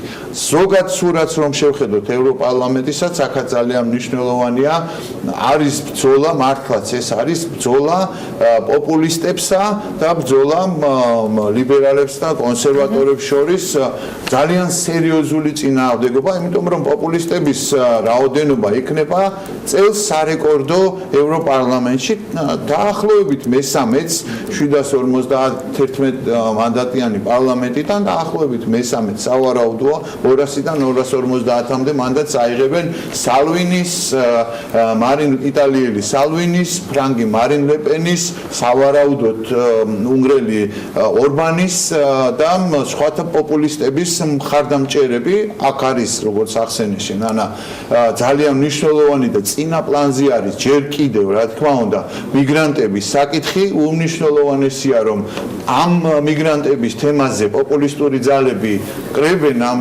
თავის შესაძლებლობებს და მანდატებს და ამ მანდატების მიღება იქნება შემდგომ ევროკომისიის საქმიანობის და საერთოდ ევროპული სტრუქტურების საქმიანობის ერთ-ერთი შესაძლო შემაფერხებელი პოპულისტები ამბობენ რომ ვერცერთ გადაწყვეტილებას ვერცერთ დანიშნას ვერ მიიღებს აწი ევროპარლამენტი ჩვენი აქტიური ჩარევის, ჩვენი თანამონაწილეობის და ჩვენი ნებართვის და თანხმობის გარეშე. ეკონომიკურ ნაწილში ბრიტანეთს უნდა აღვნიშნოთ, რომ ფუნტი დღეს რეკორდულად ყველაზე დაბალ ნიშნულზე არის და ეს თავისთავად ბრექსიტის თემატიკა ამ ნაწილშიც მათ ძალიან მნიშვნელოვან ზარალს აყენებს, მაგრამ ჩვენ კიდევ ერთი თემა გვაქვს, ეს შეეხება ამერიკას და ჩინეთს იმის ფონზე, რომ Huawei-ს და Google-ს საკმაოდ დიდი პრობლემები აქვთ ერთმანეთთან და Huawei-ს მომხმარებლებს საქართველოშიც უკვე წუხან ამ თემაზე და იმის გათვალისწინებით, რომ დონალდ ტრამპმა და კანადის ხელმძღვანელმა მოახერხა შეთანხმება, ჩინეთთან ჯერ მაინც ახალი არაფერი გზავნილი არ არის, მაგრამ მოლოდინები არსებობს ივნისის შეხვედრაზე, როგორც წინა ეთერშიც აღვნიშნეთ. რა ხდება ისეთი, რამაც შეიძლება ამ შეხვედრის წინ რაღაცა ახალი, თქვა, თემა მოგცეს, აი იმისოთ, რომ მოლოდინები უკეთ განსაზღვროთ. ძალიან სერიოზული ესე ვთქვათ ტემპერატურის აწევა ჩვენი სტუდიის არ იყოს, მაღალი ტემპერატურა დაფიქსირდა ჩინეთსა და ამერიკის შეერთებულ შტატებს შორის ახალ ფაზაში სავაჭრო ომების და ამ ფაზის ყველაზე მნიშვნელოვანი და დიდი ნაწილი არის სწორედ ეს Huawei-ის შავ სიაში ამერიკის შეერთებული შტატების ვაჭრობის დეპარტამენტის მიერ ტრამპის გადაწყვეტილებით შავ სიაში შეყვანა. მასთან აპილირებული ასევე 70 კომპანიის Huawei-ის შავ სიაში შეყვანის შედეგად ვალდებული და იძულებული იყო, რა თქმა უნდა, Google-ი, ასევე Qualcomm-ი და Broadcom-ი, რომლებიც არიან მობილურებისთვის და კომპიუტერული მოწყობილობისთვის ჩიპების მთავარი მიმწოდებლები და ასევე საინფორმაციო მხარდაჭერა პროგრამული უზრუნველყოფის მხრივ, ასევე უმნიშვნელოვანესია, რომ Microsoft-იც ანალოგიურ გადაწყვეტილებას ამზადებს, ვინაიდან ვალდებულია ეს გააკეთოს. ერთმნიშვნელოვნად ეს გარკვეულწილად, რა თქმა უნდა, დააზიანებს ამერიკულ კომპანიებსაც, თუმცა Huawei-ის გეგმებთან დაკავშირებით, რომ ნომერ მეორე smartphone-ების წარმოებლიდან გამختارიყო უახლოეს პერიოდში ლიდერი მსოფლიოში, ეს ძალიან სერიოზული შემაფერხებელი ფაქტორი. გარდა ამისა, Huawei არის კომპანია, რომელიც არის აქტიურად ჩართული მეხუთე განზომილების მსოფლიოში, ესე ვთქვათ, ინფრასტრუქტურის გამართვის და დანერგვის თვალსაზრისით. ოფიციალური საფუძველი ამერიკის შეერთებული შტატების მხრიდან Huawei-ის როგორც ეროვნული უსაფრთხოებისთვის საფრთხის მომდანი კომპანიად შეფასების და ამ ბრალდების დაყენების არის თითქოს და მათ მხრიდან სანქციის ქვეშ ყოფი ირანული კომპანიებისთვის თანხების ჩარიცხვა, მათთან ფარული საქმიანობის წარმოება და ასე შემდეგ. მაგრამ მას არ მალავენ, რომ შპიონაჟი, მათი ინტელექტუალური საკუთრების მიტაცება, შპიონაჟი ამ მეხუთე განზომილების მთელი მსოფლიო მასშტაბით ესე ძალისმიერი მეთოდებით, ესე ვთქვათ, მოპოვება მონოპოლიის არის მთავარი შემაშფოთებელი დონალდ ტრამპისთვის. ყველა იხსენებს იმას, რომ გასულ წელს ანალოგიური გადაწყვეტილება მიიღო სხვა შედარებით უფრო მცირე ზომის ჩინური კომპანიის მიმართ, CTI-ის მიმართ, თუმცა შემდგომ მან ტრამპმა განაცხადა, რომ ის და სი ძინპინი გადაწყვიტავენ ამ საკითხს ერთად მიხედავენ და საბოლოო ჯამში მიიღო თანხმობა, რომ ამერიკის მხრიდან გაკონტროლებულიყო CTI-ის მიერ წარმოებული გარკვეული ოპერაციები. არ გამორიცხავენ, რომ ესეც ეხლაც ასე მოხდეს. Huawei არ არის CTI უფრო დიდი და უფრო მსხვილია ნამდვილად. მისი დამფუძნებლის შვილი კანადაში იმყოფება დღესაც და განიხილება მისი ამერიკაში ექსტრადირების საკითხი და ჩინეთის მხრიდანაც თავის მხრივ ძალიან სერიოზული მზადება მიდის ამ სავაჭრო ომისთვის. ერთი ძალიან მნიშვნელოვანი პროპაგანდისტული ნაბიჯი უკვე გადადგეს, შეიქმნა სიმღერა, რომელსაც კლიპი, რომელსაც პირდაპირ ქვია სავაჭრო ომი, ესეთი პატრიოტულ ნოტებზე აწყობილი სიმღერა, რომელიც პირდაპირ სავაჭრო ომისთვის მზადებას მოუწოდებს მოქალაქებს. სასწაული ნახვა აქ ამას ბუნებრივია მოსახლეობის რაოდენობიდან გამომდინარე. სამაგიეროდ მათ ვერ მოახერხეს, რომ სი ძინპინი ჩავიდა ასევე ქალაქში, მხარეში, სადაც არის წარმოებული იშვიათი მიწა მეტალები, რომლებიც აუცილებელი არის iPhone-ების წარმოებისთვის, ეკრანებისთვის.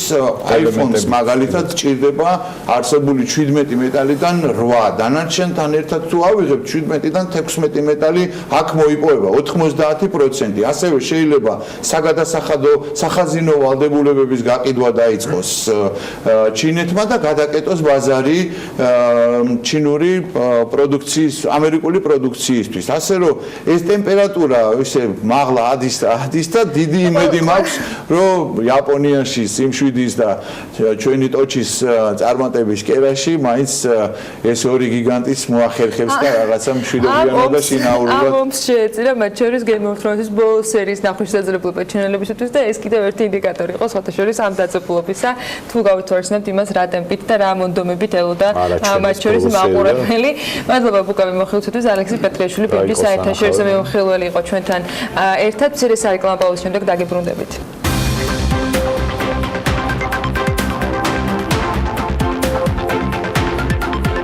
კომფორტული და სწრაფი ონლაინ შოპინგი ტექნიკის თავის თუ ბავშვის მოვლის საშუალებებისათვის, რომელსაც უნდა ენდო. ასეთია TBC ბანკის ელექტრონული კომერციის ახალი პლატფორმისაგან სახელით ვენდუ მთავარი გზავნილი.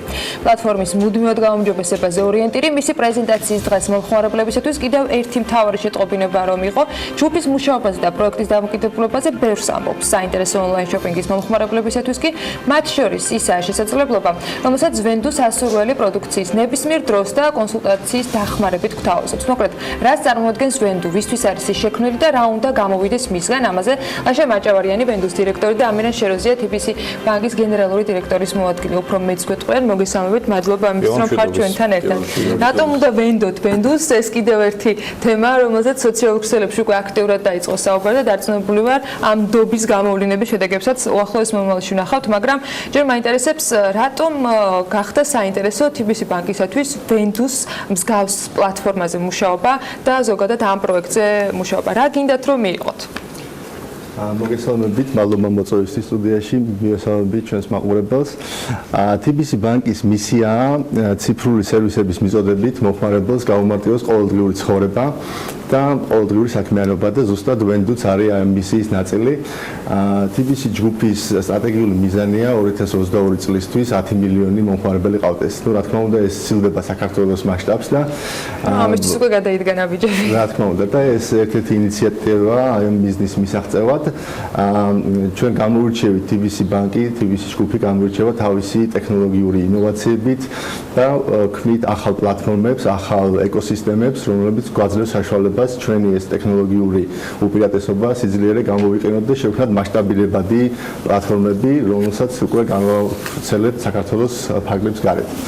რაც შეეხება თვითონ ვენდუს, ვენდუ რას წარმოადგენს? ეს არის პლატფორმა, რომელიც აკავშირებს მომხმარებელს მომწოდებელთან და გვეუბნება როგორც მედიატორი და ფაქტურად როგორც მოიხსენებათ საქართველოში ონლაინ შოპინგის დიდი წილი, უდიდესი წილი მოდის უცხოურ ვებგვერდებზე და ჩვენ გვინდა ეს რეალობა შევცვალოთ და საქართველოს მოსახლეობას მივცეთ ადგილობრივი, კომფორტული, მარტივი ალტერნატივა უცხოურ საიტებთან შედარებით და ამით გავუმარტივოთ მათ ცხოვრება და საქმიანობა. ბატონო, ვინ არის, ასე ვთქვათ, როგორ შეიძლება გახდეს მომხმარებლების ნაწილში ერთია და მეორეა, ვთქვათ, ვენდუს ურთიერთობა თავად მომწოდებლებთან, ხო?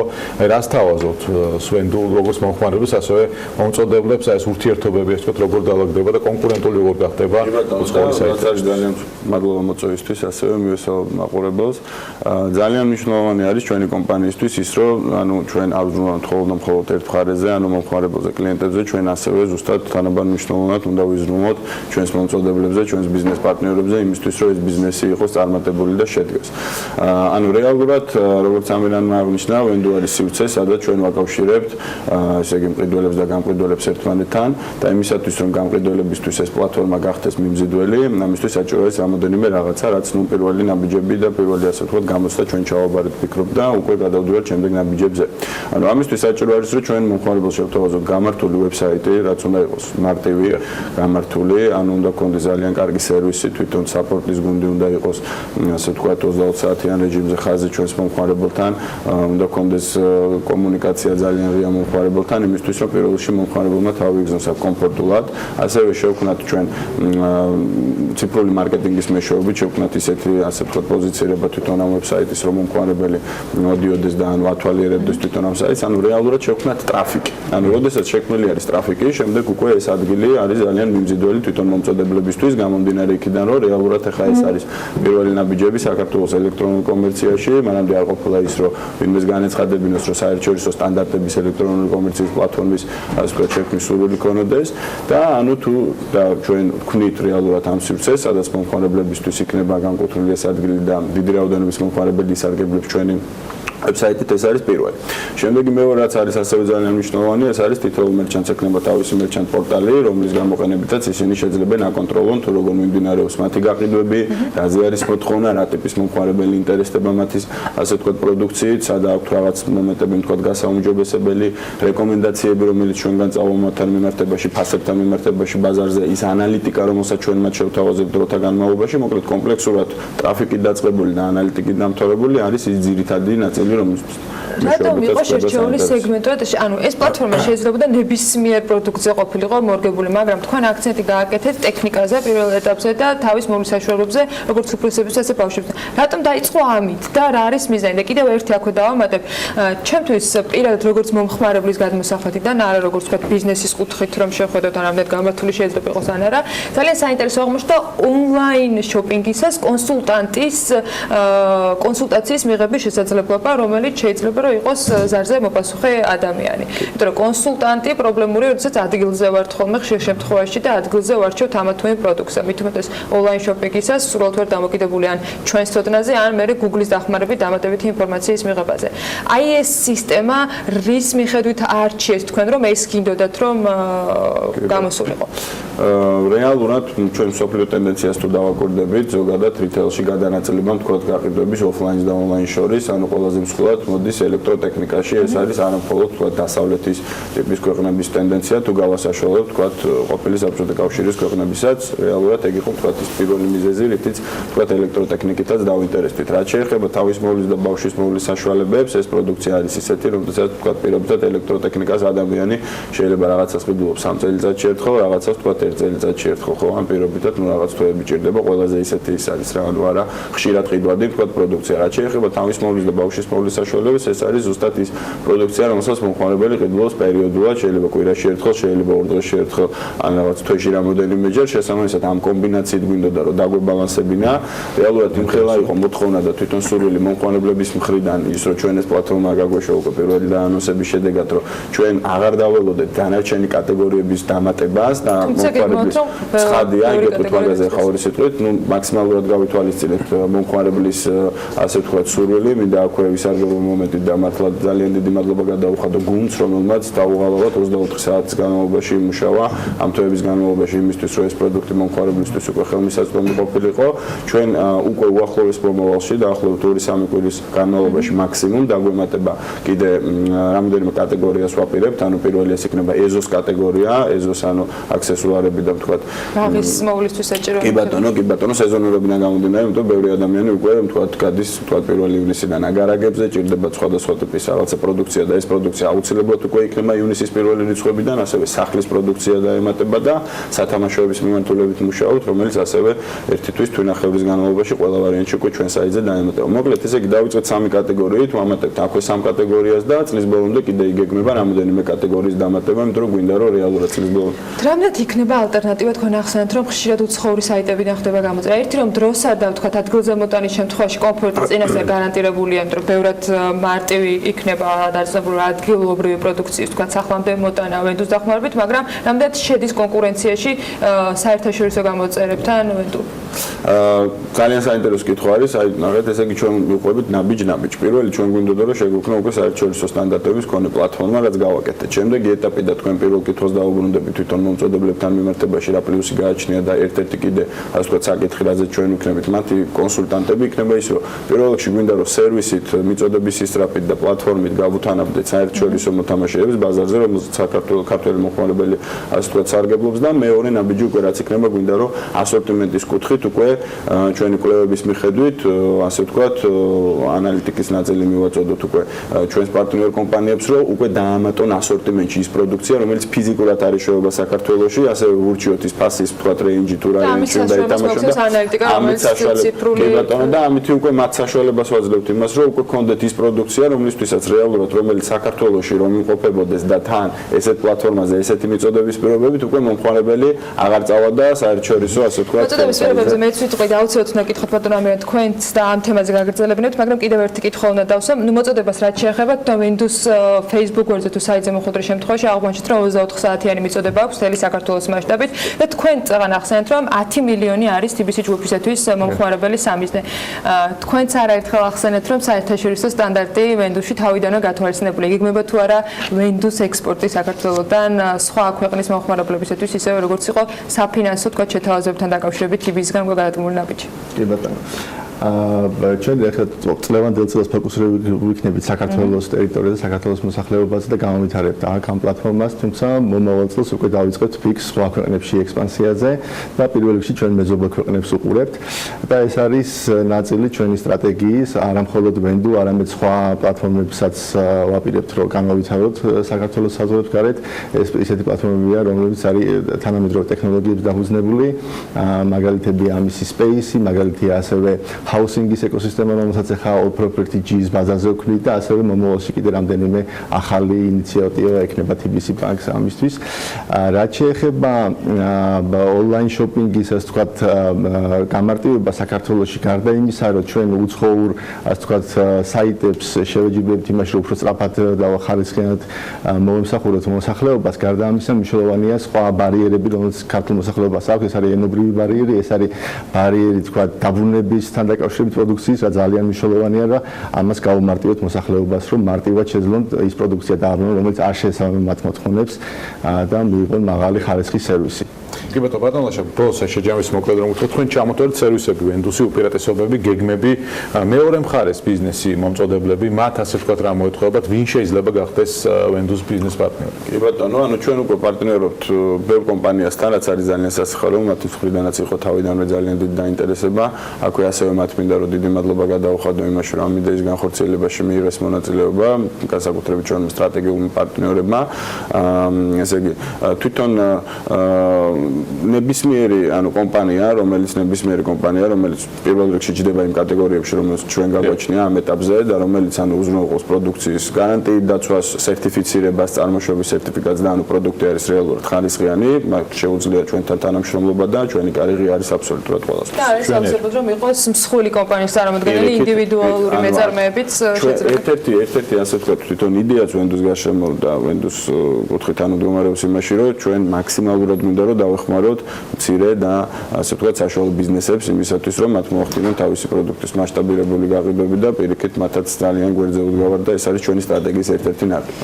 დიდი მადლობა და წარმატებას გისურვებთ. დარწმუნებული ვარ, რომ კიდევ ბევრი ძალიან საინტერესო სიახლე შემოგთავაზებთ. მე თვითონ მთელი წლის განმავლობაში ბევრი კატეგორიის დამატება დავამატებდით თუ შეიძლება, აქვე დავამატებდით, რომ ის მომხმარებლები, რომლებიც დარეგისტრირდებიან და მინიმუმ ერთ პროდუქტს შეიძენენ Windows-ზე პირველ ივნისამდე, მთელი ზაფხულის განმავლობაში მიიღებენ დამატებით ბენეფიტებს და შესაბამისად ყველას მოუწოდებთ, რომ უკვე გატესტონ საიტი, თავისი რჩევები მოგვაწოდონ, გავითვალისწინებთ აბსოლუტურად ყველაფერს. დიდი მადლობა ამ შემოთავაზებისთვისაც. ლაშა მაჭავარიანს, Windows დირექტორს და ამირან შეროზიას TBC ბანკის გენერალური დირექტორის მოადგილეს მასწავლებლით საქმიანი დილის ეთერში. ტექნოლოგიებზე უნდა გავაგრძელოთ საუბარი, უკვე ნინო ზამბახიძესთან ერთად აღვთ რეკლამის შემდეგ.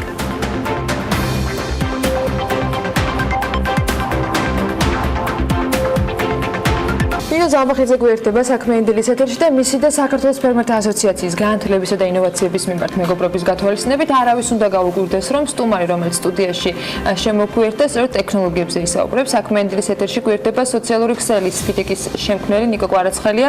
პირდაპირ Facebook-თან პარალელს ნუ გავლებთ და რატომ ამას თავად ნიკო გვეტყვის, სქემა ბიზნეს სკოლის სტუდენტი და მისი მასპინძელი საქართველოს ფერმერთა ასოციაციის თავმჯდომარე მოგესალმებით. მოგესალმები ანა, ბექა, მივესალმებით ჩვენ მაყურებელს.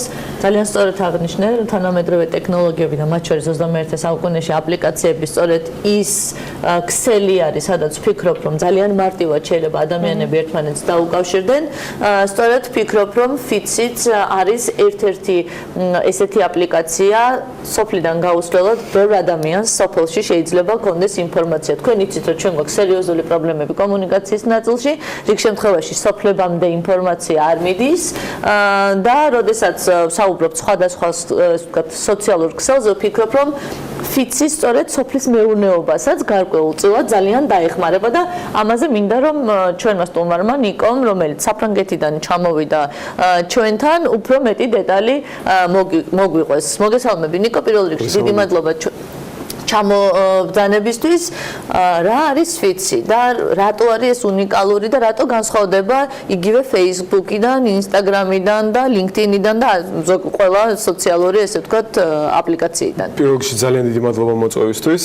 რაც ეხება ფიცის. ფიცი არის სოციალური ქსელი, რომელიც გაძლევთ იმის საშუალებას, რომ ძალიან სწრაფად გააზიაროთ ინფორმაცია და მიიღოთ ინფორმაცია. იმითი განსხვავდება სხვა სოციალური ქსელებისგან, რომ ფიციზე რასაც დაპოსტავთ, მაგას ხედავენ ყველა ვინც იმყოფებიან თქვენს ქალაქში და არა მარტო თქვენი მეგობრები და არა მარტო თქვენი ფოლოვერები სიტყვაზე, როგორც Instagram-ზე ან Facebook-ზე. ანუ ეს იმას ნიშნავს, რომ მე თუ სიტყვაზე ვიმყოფები ახლა თბილისში და მაქვს რაღაცა აზრი ან რაღაცა რაც მაწუხებს ან რაღაცა რაც მინდა რომ დავიფიქსირო, არა მარტო ჩემს მეგობრებთან, მე შემიძლია ამოვიღო ჩემი ტელეფონი და ფიციზე დავწერო, დავაფიქსირო ეგ აზრი და მაგას დაინახავს ყველა ადამიანი, ვინც იმყოფება ჩემს ქალაქში და ვისაც აქვს ფიცი. ანუ უფრო დეტალურად რა ხსნათ, ეს აპლიკაცია არის, ესე ვთქვათ, ადგილმდებარეობთ, ანუ ლოკაციით განსაზღვრული და თუ ლოკაცია თუ გაქვს ჩართული, ყველაფერს ხედავ, რაც ხდება შენ ირგვლივ, ხო? დიახ, ფიცი ანუ შედგება ფიდებისგან, ყველა ქალაქს, ყველა სოფელს, ძალიან პატარა სოფლებსაც კი აქვთ თავიანთი ფიდი. თქვენ შეგიძლიათ ნახოთ მაგ ფიდზე ყველაფერი, რასაც ეს ფიდი არის როგორც აი გვერდი, ანუ შეგიძლიათ შეხვიდეთ რაღაც სოფლის გვერდზე, სიტყვაზე ან ქალაქის გვერდზე და ნახოთ ყველაფერი, რასაც პოსტავენ ხალხი ამა და ამ სოფელში ან ამა და ამ ქალაქში. ზუსტად იგივენაირად ყველა ქვეყანას აქვს თავისი ფიდი. ანუ სიტყვაზე საქართველოს აქვს თავისი ფიდი და ყველაზე საინტერესო და საუკეთესო პოსტები სხვადასხვა ქალაქებიდან და რეგიონებიდან გადადის საქართველოს ფიდზე. რაც მთავარი არის, ანუ ყველაზე მთავარი ფიდი არის მსოფლიო ფიდი, სადაც შეგიძლიათ ნახოთ ყველაზე საინტერესო და საუკეთესო პოსტები სხვადასხვა ქვეყნებიდან. მოდი, მაინც სოფლის მეურნეობას გამივხედოთ. აი, მაგალითად, კახეთში და ვართ სიტყვაზე ვამბობ დედოფლის წყაროში. და არის სეტყვა. და დავწერე, რომ დედოფლის წყაროში არის სეტყვა და თქვათ რაღაც გავფრთხილდით, არ ჩამოხვიდეთ, ან დროზე მიხედეთ მანქანებს, ან რა ვიცი, 1000 რამე შეიძლება მომივიდეს თავში აზრად. ამას დაინახავს ყველა ის ადამიანი, ვინც იმ დროს იმყოფება დედოფლის წყაროში. ხო, სწორად გვესმის. კი, ზუსტად ლაპარაკობთ. ყველა ვინც იმყოფება თქვენს გარშემო 5 კილომეტრის რადიუსში, ეგენი დაინახავენ მაგას პირველ რიგში, იმიტომ რომ ჩვენ გვაქვს ასეთი ფიდი, რომელსაც ქვია around me, ანუ ჩემს გარშემო და ხედავთ 5 კილომეტრის რადიუსში ვინ რას პოსტავს და ვინ რას ლაპარაკობს. და დაინახავენ ყველა ვინც იმყოფება თქვენს ქალაქში ან სოფელში. მერე თუ თქვენს ქალაქში მყოფმა ხალხმა მოიწონეს თქვენი პოსტი, მათ აქვს საშუალება რომ მოიწონონ ან არ მოიწონონ თქვენი პოსტი. ამას არ მოწონების ღილაკი იმისთვის გვაქვს, რომ სიტყვაზე ვიღაცა თუ ცდილობს რომ გაავრცელოს რაღაც fake news-ი ან რაღაც მაგდაგვარი, თქვენ უცბად შეგიძლიათ რომ დააჭიროთ dislike-ის ღილაკს და ეგ პოსტი არ აიწევს ზემოთ. მაგრამ თუ თქვენ მოგეწონათ, თქვენ თუ ფიქრობთ რომ ეს სიმართლე არის და მართლა გინდათ რომ ეს უფრო მეტმა ხალხმა ნახოს, თქვენ აჭერთ დალაიქების ღილაკს, როგორც ჩვენ მაგას ვეძახით upvote-ის ღილაკს, ანუ ზემოთ აწევის ღილაკს. და ჩვენ როგორც ვეძახით მოწონებას. მოწონებას, დიახ. ეს პოსტი აიწევს ზემოთ და ამას ნახავენ არა მარტო თქვენს ქალაქში, ანუ თქვენს ქალაქში ეს გარანტირებული არის, ეს ავტომატურად ხდება. მაგრამ არა მარტო თქვენს ქალაქში, არამედ მთელი ქვეყანა ნახავს მაგ პოსტს. და კიდე რაც არის ძალიან საინტერესო რაღაც, რაც მანამდე არ მქონდა ამის შესაძლებლობა, სანამ ფიცი გამოვიდა და წარმოიდგინეთ უყურებთ ტელევიზორს და გაიგეთ რომ მართლაც სადღაც არის სეტყვა ან რაღაცა ხდება. თქვენ ტელევიზორში იგებთ ინფორმაციას, მანამდე მხოლოდ ტელევიზორიდან შეგვეძლო ინფორმაციის მიღება. ეხლა უკვე შეგიძლიათ ამოიღოთ თქვენი ტელეფონი, ჩაწეროთ იმ ქალაქის ან სოფლის სახელი, სადაც ეს რაღაცა ხდება, რაც თქვენ გაიგეთ და უცბათვე შეგიძლიათ გაიგოთ, რას წერენ ის ხალხი, ვინც მართლაც იმყოფებიან იმ ადგილას. ანუ არა სიტყვაზე ჟურნალისტი, რომელიც რაღაცას ლაპარაკობს სტუდიიდან, არამედ მართლა ადამიანი, რომელიც იმყოფება იმ ადგილას და არანაირი ინტერესი არ აქვს, მართლაც უბრალოდ აზიარებს ინფორმაციას. ამდენ შესაძლებელი არის ამ საზღვრების გაფართოება ინტერესის შემთხვევაში. თუ ჩემი ინფორმაციის გათვლა მაქვს არა მხოლოდ 5 კილომეტრზე, ან ჩემი ქალაქის თქვათ მასშტაბზე და მაქვს სურვილი პირიქით ეს იყოს უფრო მეტი სისწრაფით ფართო მასშტაბებზე გასული, უნდა დავალოდო აუცილებლად თუ ეგრეთ წოდებულ ლაიქს მოწონებას uploads, თუ შემიძლია რომ მივუთითო მასშტაბები, სადაც უნდა გავრცელოს. ან პირიქით ჩავკეტო მასშტაბები კონკრეტული საზღვრებით. ძალიან კარგი კითხვა არის, მაგაზე აი დღესდღეობით მუშაობთ, მაგაზე კარგად ვფიქრობთ, აი ჩაკეტოს რაც ეხება, იმიტომ რომ არის რაღაც ინფორმაცია სიტყვაზე, რაც მე არ მინდა რომ გავიდოს სიტყვაზე აი საქართველოს რომ გასცეს, იმიტომ რომ არ აინტერესებს სიტყვაზე აი რაღაცა ფრანგს. ამ პირიქით შეიძლება რეპუტაციულად ძალიან დამაზიანებელი იყოს რა იმის სახის ინფორმაციის გავრცელება. თავისთავად და მინდა რომ სიტყვაზე გავრცელო მხოლოდ იმ ხალხთან, ვინც იმყოფებიან ჩემს გარშემო, ან სიტყვაზე იმ ხალხთან, ვინც იმყოფებიან ჩემს ქალაქში. აი მაგ ფუნქციაზე მუშაობთ, ჩვენ ყოველ დღე ვამატებთ ფუნქციებს და ვცდილობთ რომ განახლებები გამოუშვოთ ყოველ კვირაში ერთს ან ორ განახლებას ვაკეთებთ. ანუ ეს არ მინდა და ვინ მუშაობთ, მოდი ესე ვთქვათ, იმიტომ რომ უკვე ძალიან შემჭიდროებული ეთერი დარწმუნებული ვარ, რომ ნიკო ფიცით ძალიან ბევრ გადაცემაში მოხდება და ამას ქართული საზოგადოება აიტაცებს, ვინ და რატომ გადაწყვიტეთ აი ორი სიტყვით ეგეც რო გითხრა. ანუ ეს არ ყოფილა ის რომ რაღაც ერთ მშვენიერ დღეს გავიღვიძე და ეს იდეა გამიჩნდა. ანუ დავინახე პრობლემა, რომ მიუხედავად იმისა, რომ არსებობს ძალიან ბევრი სოციალური ქსელი, ჩვენ არ ვართ დაკავშირებულები ბოლომდე და ბევრად უფრო მეტი არის სამუშაო, რომ ყველანი ვიყოთ დაკავშირებულები და რომ არ იყოს ბარიერები, ანუ მეგობრებში დამატების, დაფოლოვების ბარიერი არ არსებობს ვიციზე. ეგ პრობლემა როცა დავინახე მე, შევკრიბე გუნდი. მაგალითად მე 5000 ფრენდი რომ ყავს და რა ვეღარ დამემატე. დიახ. არ იქნებოდა პრობლემა. კი. და აი გვინდა რომ ბარიერები მოვაცილოთ. ხო, ვინ არის შენი გუნდი? მარტო მუშაობ ამ საკითხზე?